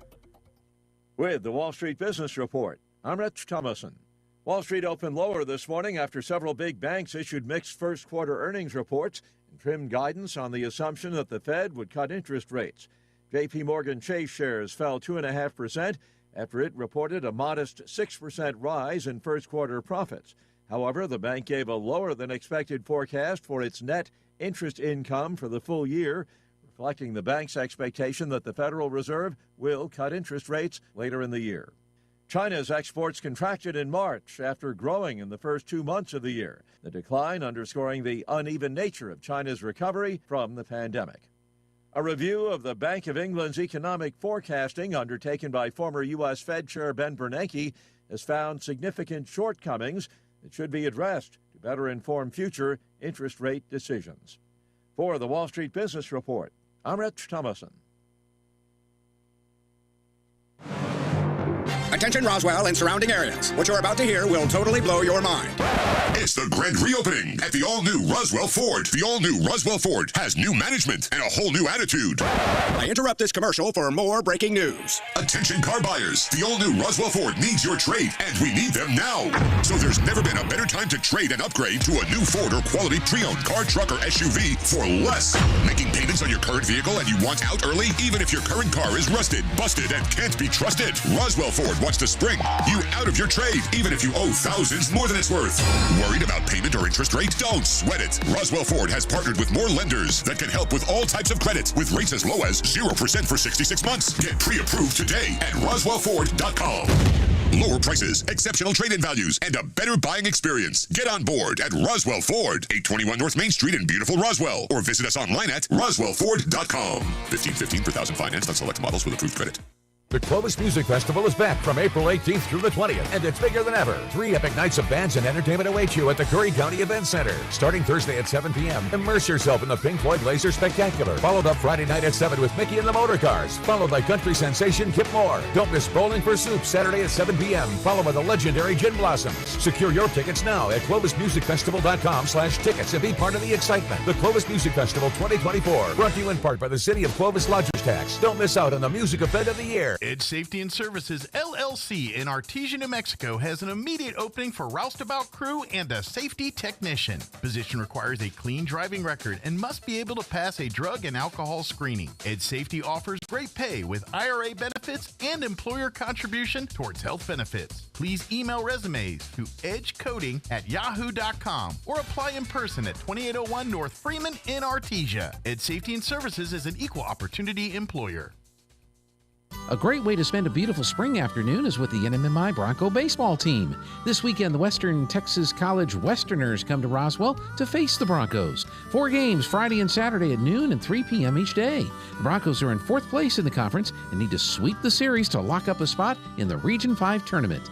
Come out to the NMMI ballpark and enjoy the sun and the baseball. Admission is only $5 and you can bring in your own snacks. Broncos versus the Westerners from Snyder, Texas, Friday and Saturday in Roswell, New Mexico. Don't miss it. Your fingernails grow faster on your dominant hand. Not sure which is your dominant hand? Just wait. You'll nail it. Here's Mike Winters. And good morning. It is 9:39, and joining us in studio this morning from the Roswell Public Library, Diana Velasco back with us. Good morning. How are you today? Good morning. Good. I'm fine. I'm Good. great. Push that a little closer. I forgot to tell you, you have to eat the microphones around here so they can hear you. I understand. As a part of the library, I might talk so deep. Well, and this is, and of course, we love having you guys come on from the library to talk really about all the great things that are free of charge to the public. If you're a family in this town with kids and you don't spend a modicum amount of the library, at least popping in, not once a week, once a month at least, visiting regularly, you're missing the boat here, because there is so much every weekend for your family to do things. Could be stuff for the adults like the Master Gardeners and learning that stuff, to more of some of the events like what we're going to talk about here for the kids and everything else. There really is something for everybody, and everything, 99.999% of it's free of charge. Every once in a while there's an event where you got to pay a little bit, but 99% of the time that's never the case. You just show up, do activities with your kids. We've talked about Dia de los Muertos, and that's like one event of 1,000 that happen at the library every year here. Yes. So, and actually we're trying to have an event at least one per month. Good deal. Like in April, we're going to celebrate Children's Day, Book Day. Good deal. And everybody's welcome to attend it. It's Yeah. going to be from 10 to 12. Okay. And what date is that? It's going to be a Saturday, April 27th. All right, so 2 Saturdays, not Yes. this Saturday, not next, but the Saturday But after. the Saturday Yeah. 27. And the topic will be fairy tales. Excellent. They will love it, because if they stop at the library, they're going to see we're already decorating with fairy tales, with fairy Kind of getting stories. the season ready here and getting everybody in the mood. Yes, and there's a lot of surprises. Like we're gonna decorate a golden crown, like the one that I provided this time. Excellent. And we're gonna add gems on it. So you kind of make it your own if you Yes, want to. If you want to bling it everybody's up, gonna yes, or they're if you gonna want to do something completely different, it's up to you. So, yeah. up to them, or maybe we might have some helmets for the children. Nice. So they might. So for the day, the children are kings and queens. That's kind of the theme for the day with the fairy tales. Exactly. We're Yeah. gonna have free books to give away. Excellent. A welcome back, and they're gonna be able to take a picture next to the dragon in the forest. Oh, cool. And we're gonna provide some fairy tattoos and dragons tattoos. Excellent. Have it as well. Some fun for the kids. They're gonna invoke the imagination a little bit. Oh yes, this is our purpose, to invoke the imagination, Yeah. to travel into that forest background, and their imagination is gonna be fine. Well, and this is how you get kids to love reading and things like that. When they get to school age and they start reading, and that's all important. And obviously, they read and they give assigned books to read, to learn, to, for their book reports and to broaden their, and that's all important. They need to do that. But if that's the only exposure you're giving your kids to reading books, they're not going to go up and like reading, because they're reading things that are made to read. Items. I'm not saying it's a bad thing. They need this stuff, but events like this, Children's Day, this is where you say this whole world is your oyster. If you want to read a book about dragons, if you want to read a book about space, if you want to read a book about princesses, if you want to read a book about an adventure, if you want to read a book about, whatever you wanted, whatever you're interested in. If you want to read a book about robots, then we got books about robots, that's what. And so events like this really allow your kids to say, reading's cool, because everything here, whatever you want to look at, read, whatever stories you want to be, that you want to experience, it's right in the four walls of this building. And actually, that's our purpose. Our objectives are to read. Yeah. And once the children are in the library, I promise they don't want to go. They don't want to leave the library, because they see there's more than just books. Absolutely. There's beyond. Their stories. They make their own stories. They can find anything they want to read, and then they follow the habit of absolutely keep reading and keep reading, and they ask for more and more. And sure, we have more activities beyond that, like in our calendar that we have. We actually we have the STEM program. The STEM program is amazing. Absolutely. Every time it's improving more and more, and it attracts the kids, and they're learning. And at they're the same learning, time. and they get to see science and math and engineering, all the STEM stuff in real world. Like, we talk math, and you start talking formulas and number, and everyone gets a little glassy eyed, and but when you're putting it in a way that it's relatable to them, then it's like, oh, math is cool, science is cool. Now that I see you can do that with it, then, and that's what these things at the library, that's what they're designed to do, is to inspire these kids to see what STEM can teach them. You said the right word: inspires and motivates, and they find more fields to go. They see that STEM is not just numbers also as well. Sure. So part of our technology, they're using 3D printers, they're using the Cricut. They're using all the equipment that we having now at the library Yeah. and learning how to use it. So they have now new ideas of where to go in the future, maybe what to go on the streets. They picked up a book about robots, and next thing you know, they're when they become adults, they're engineers at some tech. Who knows? Maybe they're at Los Alamos doing something. You never know.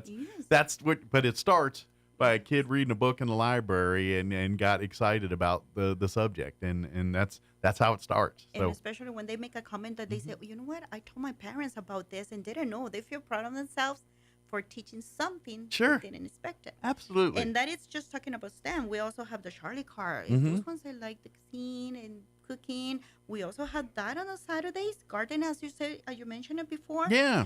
And we still have the regular programs like the chess club. yeah. So if you want to come and learn chess or find other people that like chess as much as you do, come to the chess club.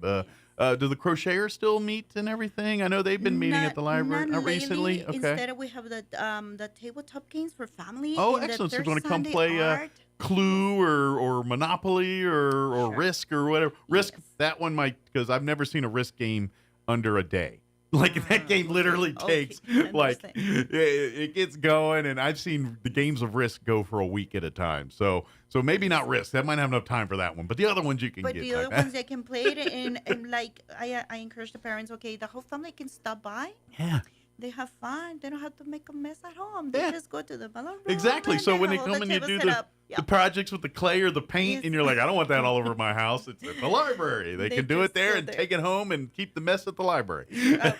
Kind of. I'm willing. I know As the long as moms they and feel dads are, yeah, I know that one. Yeah, you ain't relying about that one. as long as they're happy, I'm happy to have them out there. And that is just mentioning what we do in the weekends. This Absolutely. is just for Saturday and Sunday. Yeah. But During the we week, there's stuff all week long, We too. always busy on Tuesday, Wednesdays, and Thursdays, especially. Like I personally have Mother Goose and the Loose. I have That's that your one. passion project. I'm so passionate, and parents knows about it because every year I'm implementing more. I'm learning more skills, and I'm implementing more things that I'm learning. It's really, and this is for those kids that before school that really exposing them to books and reading. And ideally, these are kids that aren't of age that can read yet. And so you're exposing them to that reading. And the great thing is you do an English version and you do a Spanish version. So if you're a Spanish speaker and you feel comfortable, you can come to that. But I tell every time, I don't care if your kid's first language is English or Spanish, you should send them to both. Because at that age, the more you expose them to it, the more they're going to pick up. And I don't care. And that's a skill set that regardless of what your child does, the rest of their lives, if they're fluent in two languages, and particularly if you live here in this region in Spanish and English, that's going to serve them very well. And I love that you mention it because what I've been learning, because I'm attending also the university, and what they learn from birth to 3, it matters most to them. Absolutely. That's the stuff that sinks in. There was a legend that said, if they learn 2 languages, it's going to be hard for them. No, instead, they're opening more skills in their nerve system. Absolutely. And what I start working with them right away at the first weeks, it's self-confidence on children. They need to learn about self-confidence, self-concept, self-esteem. And as we go on, then we develop into the sensory system. Good deal. And they start by touching, feeling things, smelling. I provide all the That's so cool. sources, so it will be physically. It's so cool. And that's something I think we as adults forget, is when you're that age, you're an explorer. The world is new to you. You forget that you don't know the things that we take for granted. The sky is blue, water's wet, fire's hot, they're exploring the world and learning these things. And so by you kind of giving them those things, it's kind of, it's a full sensory experience for them. Yes, and they're working on that. And as we go on, they ask, okay, it's limited to newborns up to 3 years old, but siblings are welcome. Because they interact at home, they can interact as well. Well, and the idea is for you to take this incorporated home. Like, what'd you do in this story time today? And you come home and you talk about it with your kids and work with them. And you get the other kids involved, because as kids are always being told what to do. And as your kid gets a little older, you got to give them a little bit more of that, hey, now it's time for you to be the teacher a little bit. It is. And, my toddlers, for instance, they feel responsible. Yeah. They learn about responsibility because they see there are the older ones in the class. So they're teaching at some point to the other. And the other ones, they see them as a role model. Also, I teach the parents, like we sit at the carpet, and I provide sources that they might be around their home, at home. Good deal. I brought, like last week, we saw fine motor skills. I brought a basket. We start pulling scarves through the holes of the sides of the basket. I said, you can use maybe colorful socks. Encourage your children. They learn also to make choices. Absolutely. When I give bells away and they give it back to me on their own hands, I tell the parents, don't worry. I pass around the basket. I will pick them up. And they're learning making choices. Absolutely. By giving back critical away. thinking skills, the stuff that translates to problem solving skills and that just human interaction with each other. That's the stuff that you can't really sit down in a classroom and teach. It just has to rub off on them. And the only way you can do that is participating and getting them involved in things like this and letting some of that happen organically, letting them interact with the other kids in the group and make friends. And all of that's part of developing your child into a good human being. It is. My concept is that I tell the parents, if children do not learn the way I teach, I will teach the way they learn. That's my concept for them. It makes sense because not every kid learns the same. And that's the beauty of the library, where you guys can get a little creative with that. It's like, I'm trying to learn math, but it doesn't resonate with me. You put it in an art form, then it starts clicking with me. And that's how people learn. Some people learn things different ways. And so this gives them a chance to kind of explore and find out what resonates and what doesn't. Yes, we need to connect those wires onto one works. Yeah, absolutely. But we need to keep searching and searching. And that is just talking about Tuesday. Yeah, I know we get way in the weeds on all this stuff, but it's all very important. It's all this is what I was trying to say at the beginning. If you're not incorporating your family into the library and having the library incorporated into your family's activities, you're doing your family a disservice. Yes, and also the same kids, they like to come on Wednesdays. We have preschool time, story time. They focus more on like a cognitive skills, like numbers, alphabet. It's so dynamic. Think of like Sesame Street kind of the 1, 2, 3 count and that kind of that type of learning. And they love it. They read more books at that time. Gotcha. Because on Tuesdays I try to reduce the time of reading. I read baby board books.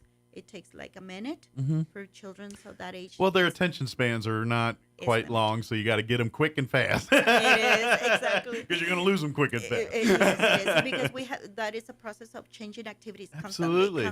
Sure. And on Wednesday, they do the story time, which is so dynamic, and they do such a fun things and during that time.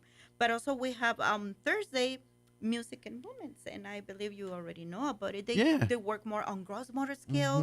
They interact around the library. Yeah, and they have so much fun. Like yesterday, have one of the episodes where I think yoga.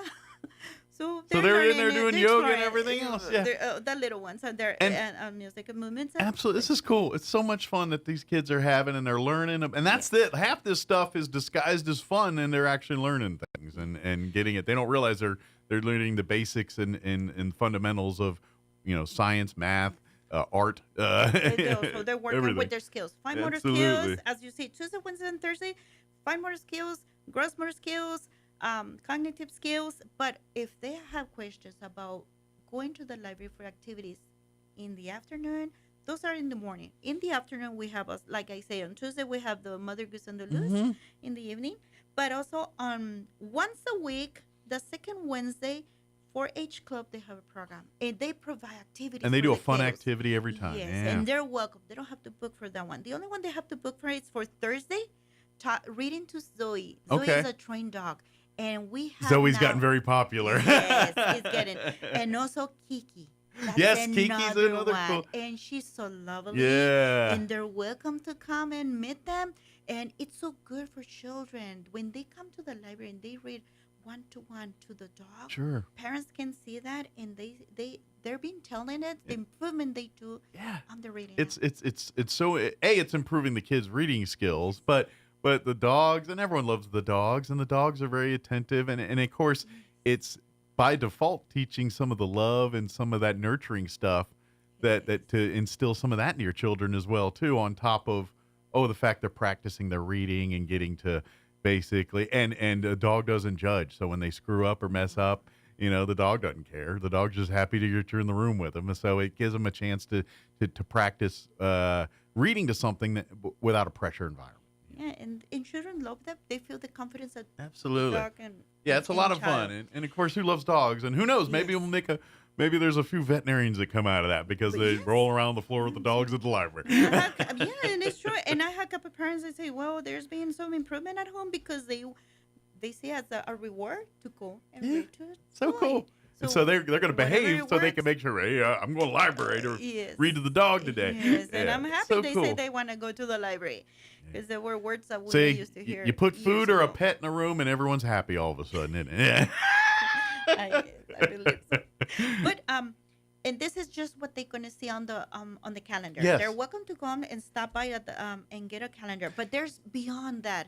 There are questions they don't make because they don't know that we have. Sure. For instance, some parents, they struggle having children attending school and they don't have internet. They can also use the internet at the library, but they don't know that they can check them out. Yeah. Hotspots. So you can take it home with you and do your schoolwork or do whatever you got to They do. can connect all the devices and do it, but they just might need to be And the sure. only thing you have to do this is get you a library card. And they're free of charge too. And that's your ticket to the entire world.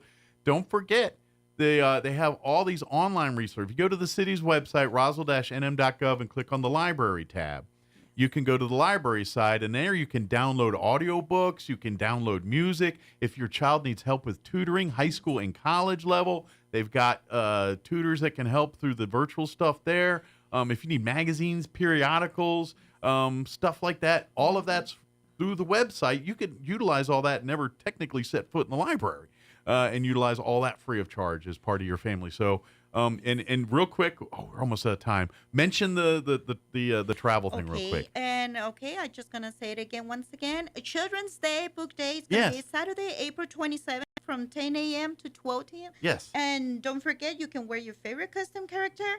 And it's going to be crafted crowns and mighty nice helmets, cupcake decoration, enchanting lemonade, fairy or dragon's tattoo, and also we're going to have free books to give away. Excellent. Yeah, and come get the free books because every kid, and get those books because those are true possessions, especially if they don't have a book and you give them their first book. It's kind of a big deal. So they're going to love it. Yeah. They're brand new and they're new titles in there. And of course, what's about the age cutoff for about middle elementary school age? Most kids or what? They're all welcome. Usually, like the babies up to middle school, high school, they're welcome. Okay. I didn't know if you bring your high school kids that they're like, this is a little more for little kids. One of the top volunteers of the community is going to be there. Well, there's a huge teen section at the library too. So if you bring the teenagers, they're not into the crafts and stuff, then you say, here's some graphic novels. Here's some stuff that's more into what you're into. Go check it out. So, absolutely. There's something for everybody in there. Even the angsty teen that doesn't, no, Dad, no, Mom, I don't want. Yeah. Everything's for everyone.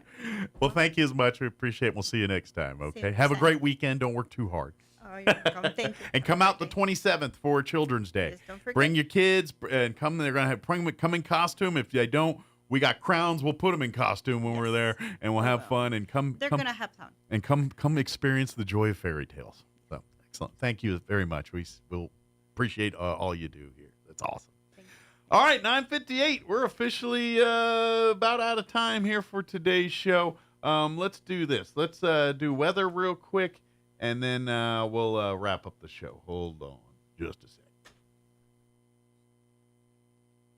Weather, high pressure covering all of the southwestern states, and our weekend looks fair. Temperatures will be warming up quite a bit. We'll hit the mid-80s for the afternoon high today. Wind will be a little bit gusty, 25 to 30 miles an hour, but it should be a sunny day. Overnight, clear and our low near 50, and then sunshine and upper 80s for the afternoon high on Saturday, near 90 and sunny Sunday. That's your latest forecast. I'm meteorologist Steve Hamilton. All right.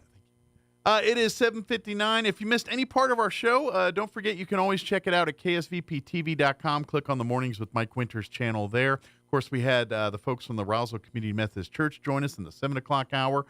We had Matt Bristol interview we replayed there. Of course, we had Kathy Lay from Keep Roswell Beautiful earlier, and then, of course, Dinah from the library here just a few minutes ago. All available, ksvptv.com. All right, you're listening to 106.5 Roswell's Talk FM, KEND, Roswell, New Mexico. Have a great weekend, everybody. Breaking news this hour from townhall.com.